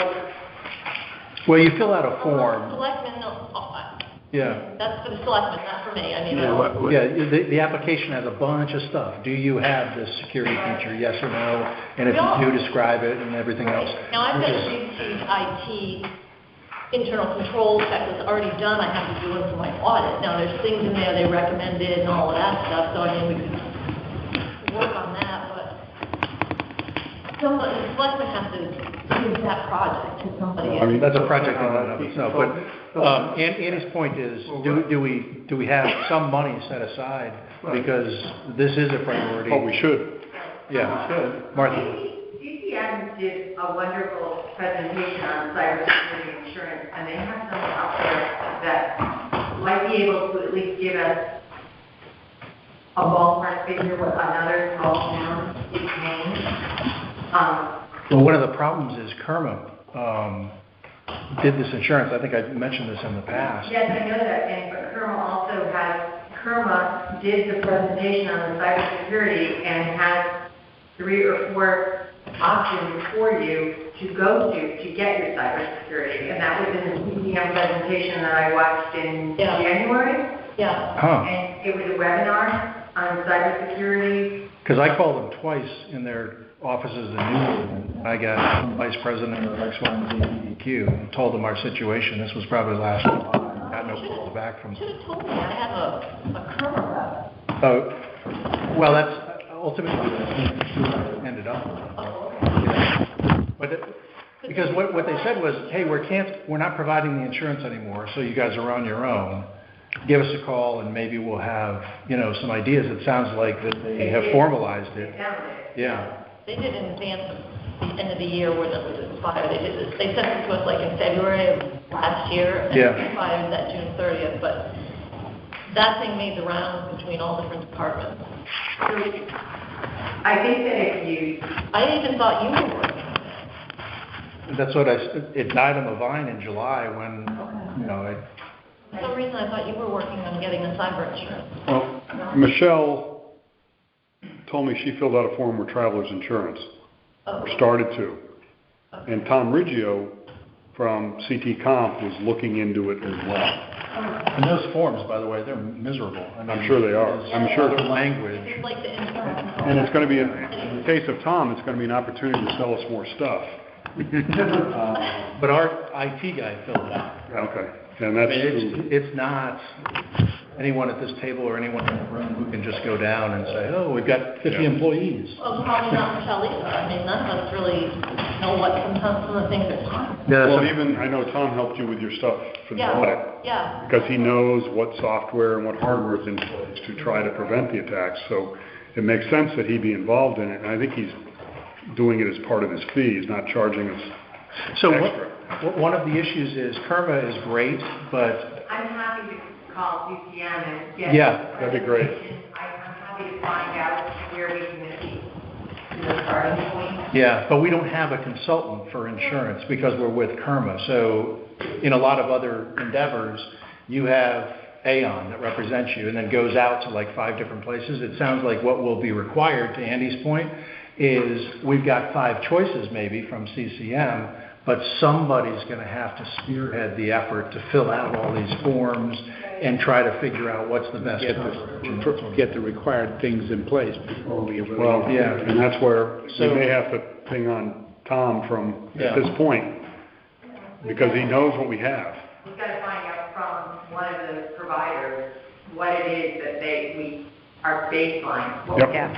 what our baseline is that we are required. And then from that point on, we can move from there. And what If we can just get something, a basic cybersecurity policy, and then enhance it as we go up. And just an estimate maybe to throw in the budget. Yeah. But I'll call tomorrow and find out. Yeah, I'd be curious the options that were laid out. That'd be great. Because everyone's getting it canceled right now, because people are realizing how underpriced it is, ransomware and stuff. Okay. So should we look at So like should we the have that Lyme on? Art Academy stuff, or? Yeah, we've got a few items that I'm going to go through under other business. Yeah, this, Nicole. So Historic District Commission. Okay, historic, yeah, they have, everybody should have the handout. It's a written thing and a chart. And essentially, reading the narrative, their clerk, Martha Hanson, is not going to be clerking anymore, but she is willing to do some of the administrative things. So you can see the line which is new on the chart, HD admin, which is Martha, 3240, and then the clerk position is about $1,000 less. But there's still a net couple grand up because Martha will continue to do some admin things. Their caseload seems to be fairly strong, so it's not like they're sitting there twiddling their thumbs. So their budget request is $84.53 versus last year's $5,500, and you can look back and see it's been 4 and 5 type money. I've got, we approved 6,200 Historic District, yeah, March 1st. Prior year's budget was 6,000, but, so what we're doing is, we'd approved 6,200. We need to approve instead 84.53 exactly. Is that right? That's the. Yeah. If that's the recommendation of the selectmen. Well, this just came in recently, so. This is 100% of the budget for the Historic District Commission? Yeah, this is the full budget. And the district doesn't get any contributions from anybody, any charge? Well, they charge fees. They do charge fees? Yeah, probably not a whole lot, but No, they, it doesn't get into a separate fund for just them, you know what I mean? It goes into the general fund revenue. Do you have any idea what the Oh, other not amount much, is? it's like Hundreds of 40 or dollars? $70 for a plaque or. But it took a hit, BJ, because it. they give those certificate of appropriateness. Before, would actually go and they could charge fees, but now it's online and they were having trouble getting people to like actually pay the fees or do. But the fees have never been a substantial percentage of the budget. No, not according to I think them. they were saying they were operating on a donation basis. Like, Yep. they would have things at the Historic Society, and they'd ask for donations at the door or whatever. Oh, no, this is district. Oh, this is district. Yeah, not Not the building, this is, I think the big change is Martha Hanson, who was their clerk for $3,000 a year. I mean, she did everything. She's the one that always sent me information for their budget, and she did all the groundwork. She she's here a lot, getting mail and all of that, and I think without her, they know that they need more help. Yeah. So that's what I think the genesis of it is, what I would guess. So I'll entertain a motion to approve a revised figure of $8,453 for the historic district. Want to bring that up to 8,500? 8,500? Yeah, if Nicole can find 47 bucks to... 8,500? Okay. Is there a motion? So moved. I thought BJ. I mean, you're quiet over there. Is there a second? I'll second. Thank you. Any further discussion, comments, debate? Hearing none, we'll move to a vote. All those in favor say aye. Aye. Any opposed, say nay. Abstentions, motion carries. Great, thank you.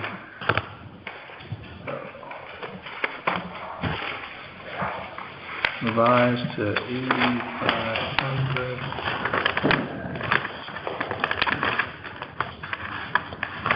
Okay.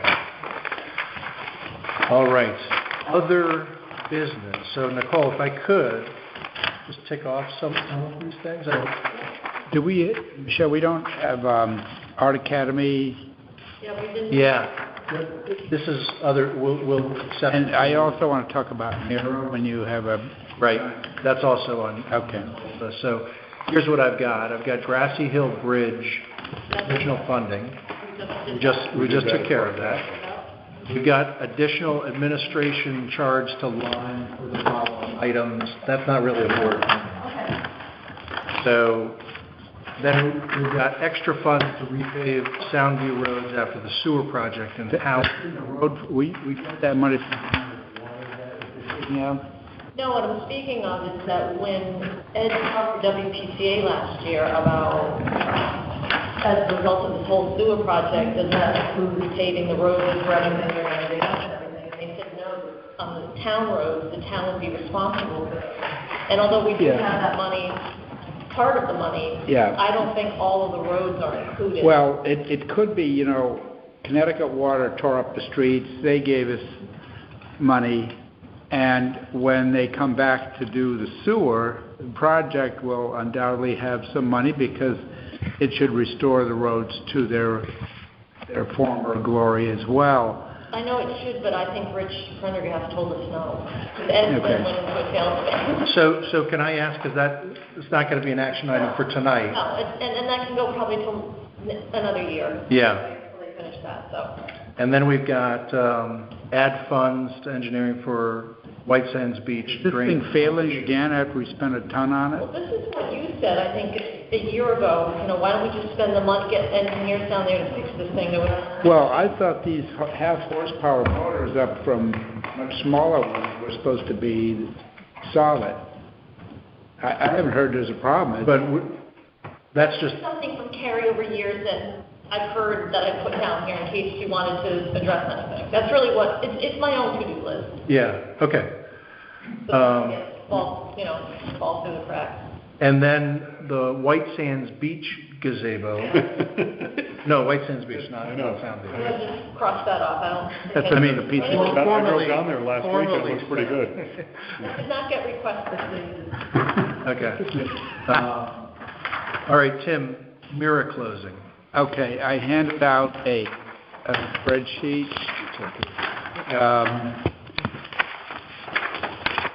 As we know, Mira is supposed to close the plant effective July, but they may continue it longer, who knows. But if you look at the spreadsheet here, what I've tried to do is to, in the top section, give what Mira is proposing. We're using 3,300 tons for Olime's municipal solid waste and 1,300 tons of single-stream recycling. And incidentally, there are a number of customers, CWPM halls, that are condos, businesses, and other offices and so forth that are not residential trash. So there's about 1,700 tons that pay CWPM to make the garbage go away, and that volume goes to Essex. It's not our responsibility, but we're just noting it here because it'll surface in a minute. So if you take the 111 a ton, which Mira is saying will be the fee for 23, you get 366, no recycling charge, and so the O-line costs would be 366.3 approximately. And just for reference, the other people in town pay 188 to get their stuff to go away. Moving over to this 24, Mira's estimate is it might go up to $124 a ton, and the same in 25 it'll be 131, they think. So they will be having a call tomorrow on the telephone to more fully describe this, because the member towns are supposed to make their decision by the end of the month whether they're staying with Mira or not. The next section is CWPM, who is our present hauler. They are offering to take us on as a new customer for the disposal part of it. They do the trucking in town, but the trucks, instead of going to Essex, could go to New London, kind of near the State Pier where they have a facility. And they would likely be taking the refuse to the burn plants either in Preston or Lisbon, which was news to me because I thought everybody was pretty much at full capacity and that there was no more room at the end. So they are offering, in their original letter, 3 years, and I asked them for 5 years, which is the mimic the Mira term, and they say it'll go up $1.50 each year, which, when you look above, seems pretty good. So you can see the extension for the MSW. And when you can get out in the third year, 307,000 versus 432, it's a pretty good spread. So the single stream, however, is not free, and that's why Mira's rates are higher to an extent. They base their charge on recycling based on the cleanliness of the material that they're taking. And cleanliness could be if people put it in big garbage bags, they're recycling and put it in, they hate that, and they reject it. And so that's the contamination. And if people leave peanut butter in the jar and all that, if it's just a mess, or they use the wrong barrel. And apparently our blue bins in most disposal systems are recycling, and the green barrels are trash. It don't make no sense to me. The green is green. That's recycling. But I guess most of the industry uses blue. So when beach people come from other places, blue is recycling, and so we have trouble. Anyway, using a, over 5% but less than 10% contamination rate, I'm just picking a number of $40 because it goes from 30-something up to like 50-something, so just kind of pick a middle number. And using that throughout. So in the first year, we might be charged $349,000 versus $366,000 upstairs for the town side. A distinct benefit would be the people in town who hire contractors to take their trash would get a good deal because they're not paying $111, they're paying $90. I guess all the recycling goes in that in their dumpster, unfortunately. So as you go out on the extension, the third year, 358, 359 versus 655. So it seems like Mira, you can see that bottom line, the delta between the municipal part of it. Not huge money, but appreciable. So I asked CWPM if they knew who has expressed their intent to leave, because they want to have 80% of the volume of trash coming to Mira and waive their right to get out of the deal. And just as an incidental, if you look at the chart again up top, if the rate of 111 exceeded 124 the next year, towns could opt out at that point, because they would be waiving their opt-out rate if it stays within the parameters here. But they told me that Bloomfield, Ellington, Glastonbury, Hartford, Naugatuck, Newington, Rocky Hill, Thomaston, Watertown, and Wethersfield have expressed an intent to leave. And that's some pretty big numbers. To leave Mira. And so if enough folks leave, Mira can't operate at all. Well, and the smaller the volume, probably the higher the tonnage cost. Now, another thing is that the first year Mira is using reserves to lower the rate, because they know that people are not too psyched for big. So the first year, in 23, they're going to use of reserves 11,600,000 approximately to get the rate to $116, and to go to 111, it's another $1.5 million. So you're talking about $13 million out of reserves to support that tip fee. And the following years are 3,700,000, 3,300,000, 2,600,000. So at some point they exhaust the reserve. I don't know how big the reserve is, because when you add all that stuff up, that's probably $20 million. So Tim, what's the argument for not going with CWPM? What's the downside? I guess just to make sure that CWPM is a very strong company. I think it's Manafort's, right? Jason. So, except for the guy that worked in the Trump administration, I guess they're... He gave you that. Assuming that this is a strong organization, they have good commitments to dispose of the trash at the trash to energy. I think the service we've had since we hired him has been as good as Gary. So it seems like there's when they said they'd go up $1.50 a year, would they agree to a 5-year contract and promise that? Yep.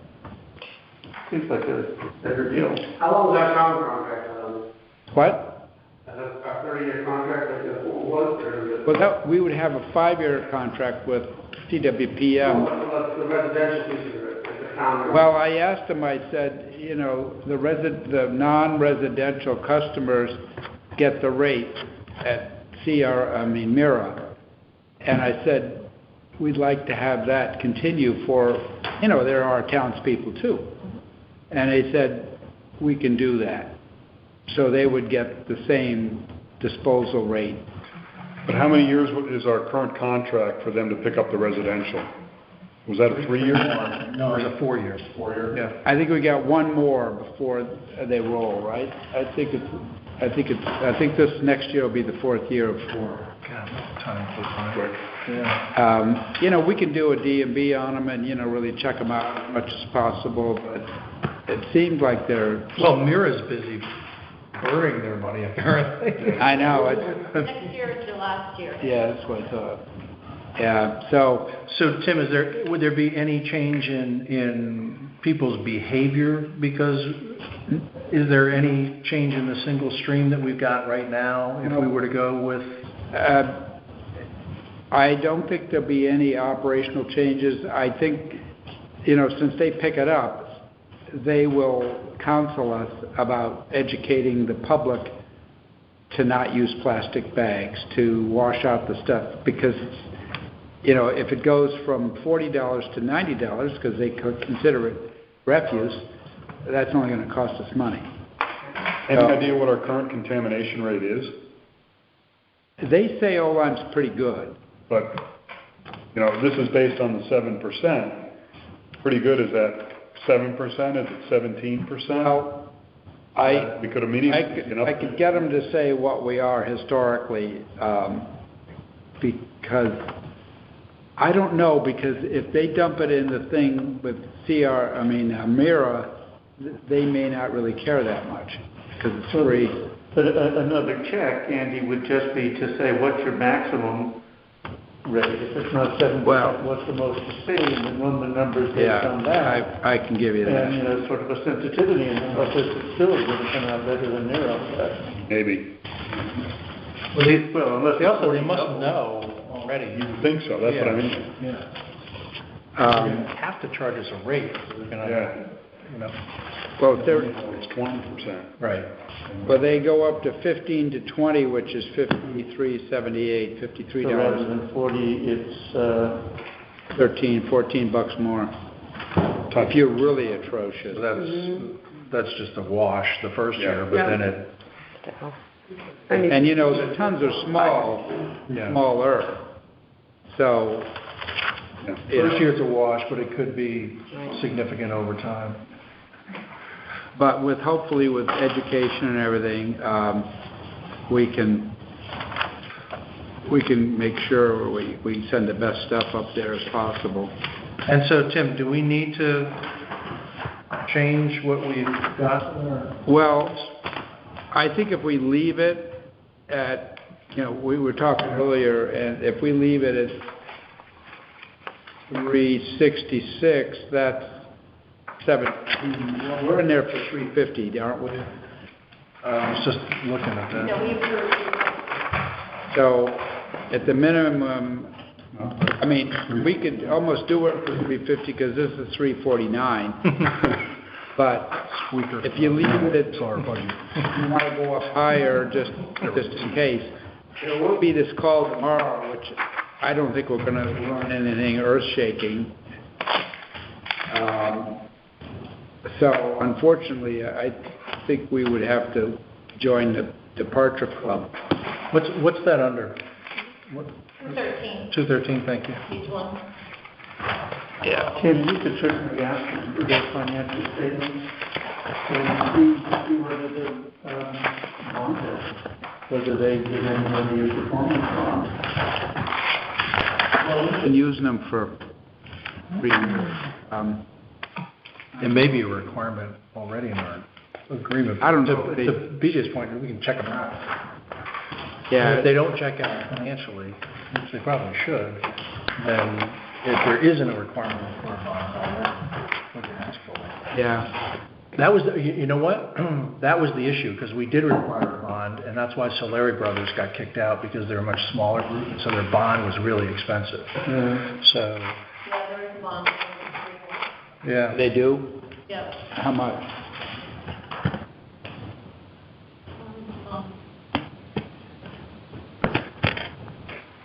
Equal to 100% of the price for the first year. And then 100% for each year after. Yeah, so basically if we. I'm sorry? They cover the Say fee. 100%. 100% of the contract, or their The contract. Oh, okay. Yeah, so if they fell down to replace them, we'd have to. Yeah. So we had approved 350. You could go to 365 or something like that. It's very close to the Mira thing, and if our contamination was a little higher or something, we wouldn't be. Or do we add that to because we have a single stream recycling line? Mm-hmm. Should we leave the trash at the 350? And because if it's going to start being billed separately, Nicole, I think we'll get one bill, wouldn't we? I think we'll get one bill. Okay. I'd rather have it be all. Okay. So at 365, I got 933,218 as a new number.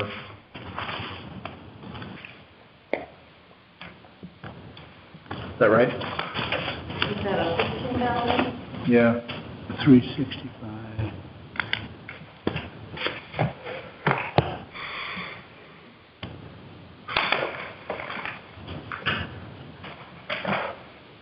$933,200. Yep.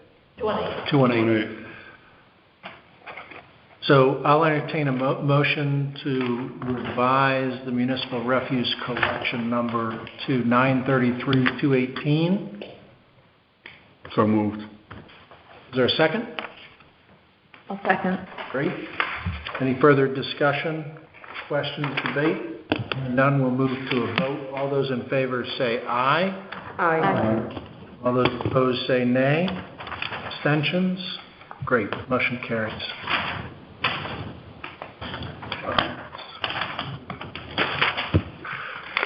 All right.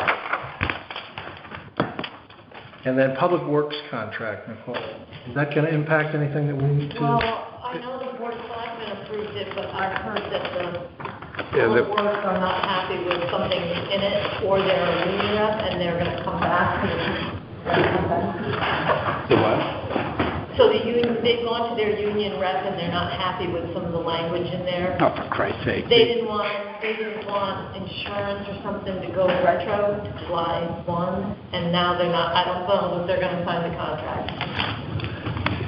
Well, if they don't have the copay for the insurance go back, why would they get a raises go back? Well, because they want it all. Well, they're not going to get it, I don't think. I'm just the messenger. But, We'll have to pick ridiculous. them up and we'll get an additional appropriation if we have to, right? yeah.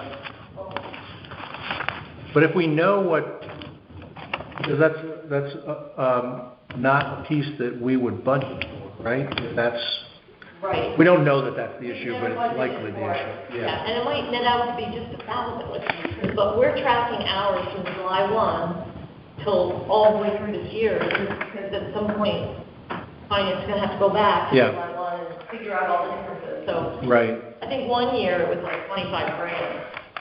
I don't know if you were still here for that.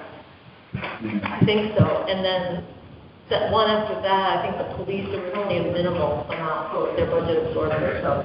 This is just really my to-do list, so it's just me to keep an eye on everything. Yeah, So, but it's not all for you to do. yeah, that's why I'm asking whether it's an action item for us or Yeah. not. But, so I guess with that contract, were the numbers that we had approved in salaries, did they reflect what we thought the contract was going to be? In the contract, I don't know. Well, it's 2.5, which we did a retro for everyone.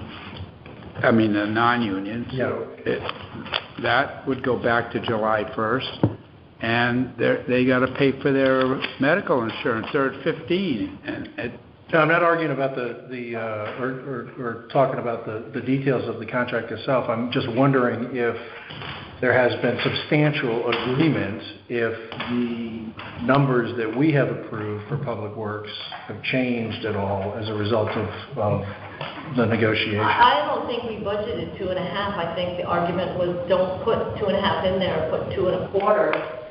So then we can argue with the union quarter, but, so that wouldn't be, but if their insurance is going up and their salary is up a little bit, that could just wash it. I don't know until we have something signed. I mean, it's settled right now in the budget. If it's change, I want to change it. well, I'll give Lawrence a call, because, they want... Yeah, the budget we're doing now is 2.5, which I think is what they have in there, but I don't know what the contract is. Right, but if it's 2.5, then it's not going to affect anything, and we're good. Right. Okay. Right. So I'll just note that as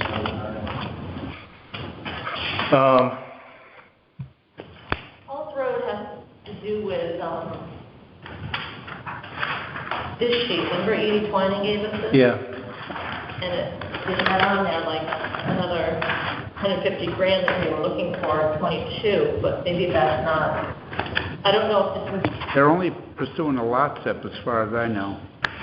Well, their original stab at the grant for the Trails grant was turned down, but they're going to take another stab at it. So it probably gets pushed. It's okay for now. Okay. We're going to town meeting anyway, March 22nd. Monday. Or Monday, yeah. Okay, but nothing in capital. You don't want to put anything in capital for 22, 23. That's the question. Because based on what she gave us, now these numbers might have changed, but she had 2022, 150,000 for trail survey and engineered drawing. And action was upon award of the grant, RFQ for design, and I don't know the status of that, so you. Yeah, I'll check with her on that, but we should check with, Well, we don't even know if the grant, this is an application, the 46 is to try to get the application in there and do some easement work and stuff. So it's not, the conditions of the grant are not known at this point, so if their application, in talking with the COG today, the pipeline for LOTSIP over at COG, it's not like you can just come in and get a big fat grant. You know, there's people in line for other stuff. So they're talking like 24.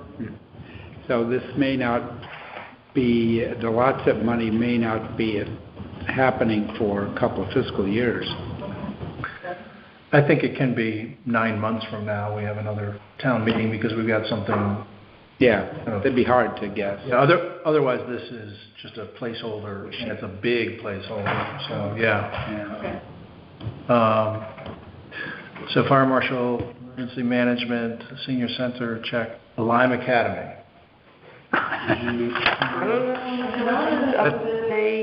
Why don't we just do the 20? Forget the other thing.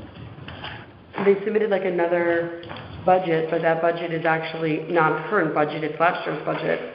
And there wasn't a lot of... Well, they don't have next year's budget. Correct. So the original request was 20 grand. And then my understanding, this is from last week, right? Yeah. It came up, Andy? Yep. There was a handout with more budget information from an email that they sent her. So it was sort of money. So the meeting I have with Jude and I have with Maura, she mentioned 20,000. Then right before last week's meeting, came back to say I wanted 25,000. But there was no supportive material. Actually, I think the materials that came in front of us were things like they wanted money for like a harvest festival and Easter egg hunt. That was last week. Yeah, it was sort of. And it's like that doesn't feel like the type of stuff we fund. So and Jude, I thought, was going to circulate. So the question is 20,000 versus 25. Yes. She's got it. Yeah. It prints out somewhere. Yeah, It's here somewhere. but it's less. Same old budget. The front page looks like this. If you look at their budget, they've got a lot of money floating around.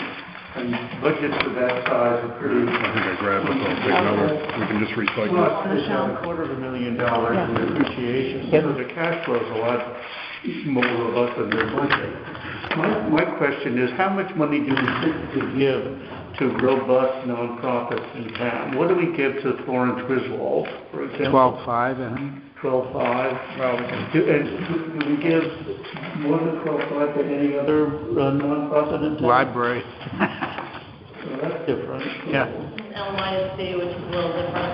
Yeah, well, that's different too. Yeah. I'm just thinking, I mean, I want to support Lime Academy, but I'm not feeling panicked about them now as I was a couple of years ago when they were on the verge of bankruptcy. And it's not obvious to me why we should give them a hell of a lot more money than we give to other nonprofits in town. I think if people haven't read the follow-up email and taken a look at the year-to-date versus budget and that sort of thing, maybe that could be one piece that we all promise to read, and because we can dispense with it relatively quickly, I think, next week. But if people are just now looking at this handout, we can either wait 5 minutes and let people digest it and talk about it tonight, or we can push it until next week. And then it goes to the balance sheet because they still have that 1.8 due to How much of that, say how much that's restricted? They don't put in the balance sheet. Some of those funds are restricted. No, this is just what's due to them. You're talking about the endowment fund. This is actually due to them as a result of the whole thing. David. Yes.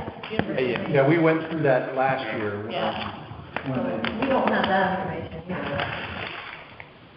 What the status of that is. Well, we can maybe on Thursday talk with them quietly. Yeah. So let's push this. But if And that's fine with me to push it, I just don't know that any of the information they give us, you know, they have a budget of $1.67 million.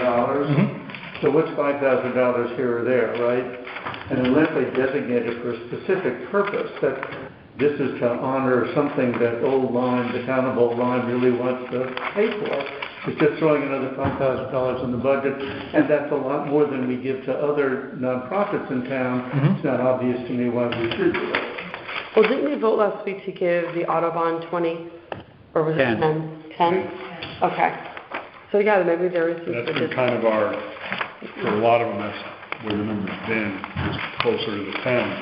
And what bothered me last week, and I didn't read this until now, was they specified, in the past, a lot of our grants, these not-for-profits, had a specific project that we're helping, either providing seed money or a capital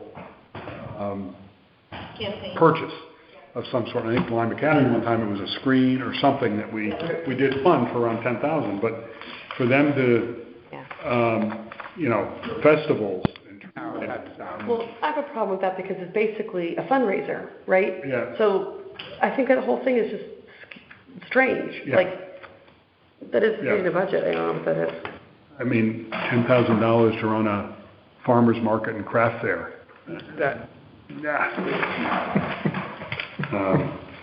And even to reduce it from 25 to 20, it's still... We're not reducing, we gave them 20 this year. Isn't this 20 current year? I think we gave them 20 last year. This current year. That's what I mean. So we just need to say, well, increase that by 5, and that's the question. Still give them the 20, or do we ratchet them back to 15 or something to... I mean, accepting the library, we give 12.5 to Flowgriz, 8,000 to the Art Association, and 7.5 to the Historical Society. What do we give in operating support to the library? Different. The library gets 375. But Flo Grizz is not exactly, eating crackers for dinner. Well, they have a lot of it. They make a big one. But your point is well taken, honestly. It would be one of larger donations. Motions can be made, too. So we gave them 20 this year? I guess I'd make a motion to give them 20. See what happens. I mean, they say no. Is there a second we can discuss? Were they going to not take our money? Is there a second? Sure, I'll second the motion. Okay. Any discussion? BJ, you want to? Well, no further. I mean, I would support the 20. I think it's a little rich. I was more sympathetic to it last year or the year before when they were really struggling. I don't want to penalize them for success, right? So I'm willing to continue it, and they still aren't on their feet. If you look their operating income as opposed to their grants and endowment income is tiny. So they're hardly making money from tuition. So I'm happy to support them, but I'm not excited about giving them a lot more. I think it's like a kid that got an inheritance. They're still developing their program. They've got like 14 full-time artists, and they're trying to build that up, and they're adding staff as it gets better. They're still in a nascent stage.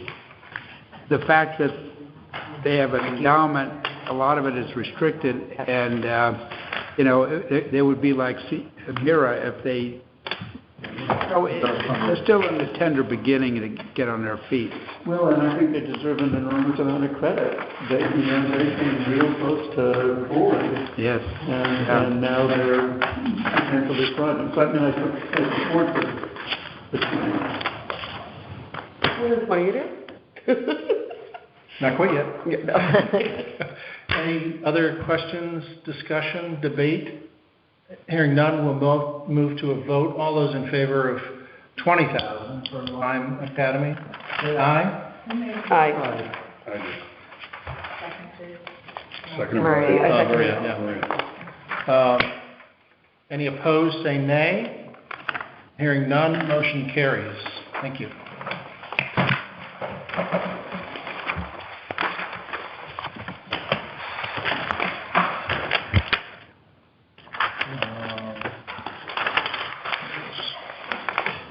IT budget, check. Lime Academy. Anything else on here that we should discuss? The last one. Yeah. Has the Board of Selectmen discussed this at all? No, she just asked me what the status was because she had talked to Jude Reed and that I was going to discuss it. And I just told you guys that she's been working more than 30 hours a week. And I don't know if Jude, I don't know what the status was. I'd never heard Jude Reed kind of come up with her recommendation, so. Well, I can say that her assistant, Maya, was not certified, so she was having to do the calls because you had to have a real ACO doing it. Maya is now certified, but I still think her 2-week timesheet in the high 50s or maybe 50 hours. So it's busy, you know. It doesn't seem like it, but the calls are. So if you make her full time, now you're going to have benefits too. But she works very hard at it. There's no doubt about that. But we could mull it over at the selectmen. Yeah, if you could. But we don't meet till the first Monday in April, so. I don't know if the salary survey or job description thing yields anything on that for her. But she's like working 20 to 32 hours a week. Yeah. What do we pay her You have for? someone at 28 and you're just kind of keeping them there and I get them full time, I don't know. Nicole, what is her nominal number of hours that we're paying her for? It's been over 30 a week. Could we pay her for over 30 a week? Oh, yeah, oh, yeah. Until you go over 40, you don't get overtime. So. Well, no, but you're considered full-time. Is she hired on an hourly basis or a salary basis? Hourly. Oh, she's hired hourly, but we She's limit a the number of part-time hours hourly. she's supposed to work. We say you can't work more than X.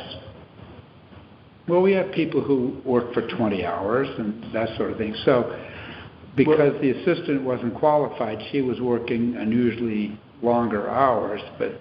Are we talking about the assistant or the boss here? The boss. Talking about the boss here. I don't think Well, anyone... I'm confused. In other words, this says that the animal control officer requests for a full-time job, and you're telling me she can work as much as she wants and she's getting paid by the hour. But it's almost like a police officer. If there's a call to get a dog somewhere, she has to go. But if you're what does she... full-time in our handbook for the town, is 30 hours. But she can work 30 hours or she can work 32 Right, hours but and if she gets someone's working paid. on average of 30 hours, they can... You have to offer them benefits. Right. They have really Well, that's what I'm thinking, is what she really just wants is benefits, right? And maybe that's fair. Well, right, that's what I'm saying. But that's the variable of the benefits, not the hourly pay, because she's getting paid for the extra hours. So if we're letting her work a full-time position, but cheating her on the benefits, that doesn't feel right. And if the benefits cost a lot, like if the incremental hours, if she goes to 35 hours. I don't know, Tim, have you told her not to work over 30? No, because, if the phone rings and there's another dog on the loose somewhere, she's just going to say, sorry, I'm done. So, unless you get her help, I guess, if she's over 30, she could... But she works 40 hours, because you're paying if you're paying benefits and they cost you, 18 grand or whatever, Right. and you increase her hours 4 hours a week, like the 18 grand is the bigger number, so why not? The alternative is give her 40 hours and benefits, and then maybe there's less assistant required or something like I that. think it's something that's supposed to the selectmen, because Yeah. it's not my call. Yeah. I mean, as one of Get her the to- specialists that went to animal control, there's certainly a lot of work to do, and, I mean, there's animals at the animal control facility, someone has to go there 7 days a week. Yeah.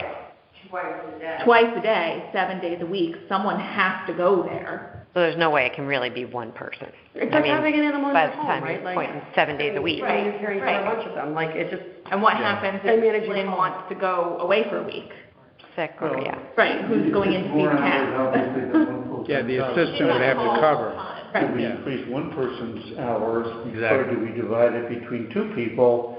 I'd feel a little stupid dividing it just to save the money, but if there are advantages in scheduling and having a backup person and so on, of having Yeah. to. Yeah. For the scheduling assistants that standpoint, are significantly lower pay, I think, so that. Now, does the assistant, is she going to get qualified so that she She can is. take? Oh, she She is. is now. Oh, she just got qualified. Yeah. Oh, Yeah, Okay. fairly recently. Well, we'll work it out. yeah, okay, good, thank you. All right. Did you get those pets back? Just kidding. They're gonna be nice and cool now. They have a smooth floor. Yes, nice, brand new smooth. Actually, 10 animal floor. Tough. I know. All right. Yeah, that's as far as, oh, I just have two things. Are we doing nothing then with the senior center for capital? nothing, Next no, year? Okay. no. There was one item in there, the cart for the Oh, that's right, yeah, the chairs. for the chairs. The $3,000 Yeah, dollar. I just didn't know for the building. Not for the building, yeah. Okay, and the other question I had, what about the Knox box, Oh. extra money they need, Oh, yeah. which is like 5,500? Is it that much? Because We Yeah. could do it the same way we did the washer and dryer, and take it out of that fund now, and I can increase the transfer out in 22, 23 by. Have we voted any increase to the fire department this year is there a reason we couldn't do a special? So we don't have to keep picking out of the apparatus fund? Run it through the department, and maybe the department can absorb it, and by the end of the year, we'll know. Yeah, let's, Want to do that? yeah. it was 2,200, and then they had two quotes. And Ratcliffe is really high, but the other one was quite. There was Yeah, I a thought they- follow-up email to that, Tim. Right, but in their narrative from There's more? Jared Flagg, he said it's like 53 or 54. So that's, Yeah, there was a follow-up. I can give you the exact. Oh, they sent it. But I'll tell them, go ahead Yeah. and we'll run it through their budget. Is it in the file? Oh, this is what I printed off for all of last week. Is that contaminated or clean? No, no. You are. I'll make sure every. How we're gonna pay to recycle it? Feels like an egg. It's a lot to do. So Dave, I'm just gonna come speak it out of the current budget. If they're cleaning. And then, yeah. Can't have oil. Something We don't have with to it keep it in in my house. a month's room. Is it 11:15? Mm-hmm. Yeah. What did it And I woke up at like 6:30, burning my hair on fire. When Wayne DeVoe was here, he would have had a motion at 10:30 to adjourn, All right. no matter where we were on the agenda. I offered to push a whole bunch of things. Push them all to this week. All right. Anything else? Motion to adjourn, I will entertain. Ward. Not so fast. All right, we've got a motion to adjourn. I second the motion. Second, no debate. All those in favor say aye. Aye. Any opposed, say nay. Great. Oof.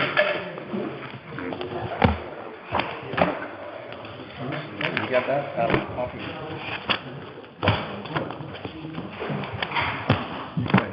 To log into work at 6 this morning. 6 or 7 hours, different times. Oh, yeah, I like rolled, that's the great thing about working Learned a from lot. home. Normally I'd have to, normally I would drive to Newton. Clean recyclables. I'm just on such a high from my new little desk over there. I'm never gonna be able to sleep. Does it get turned off? Has that turned off? I don't know.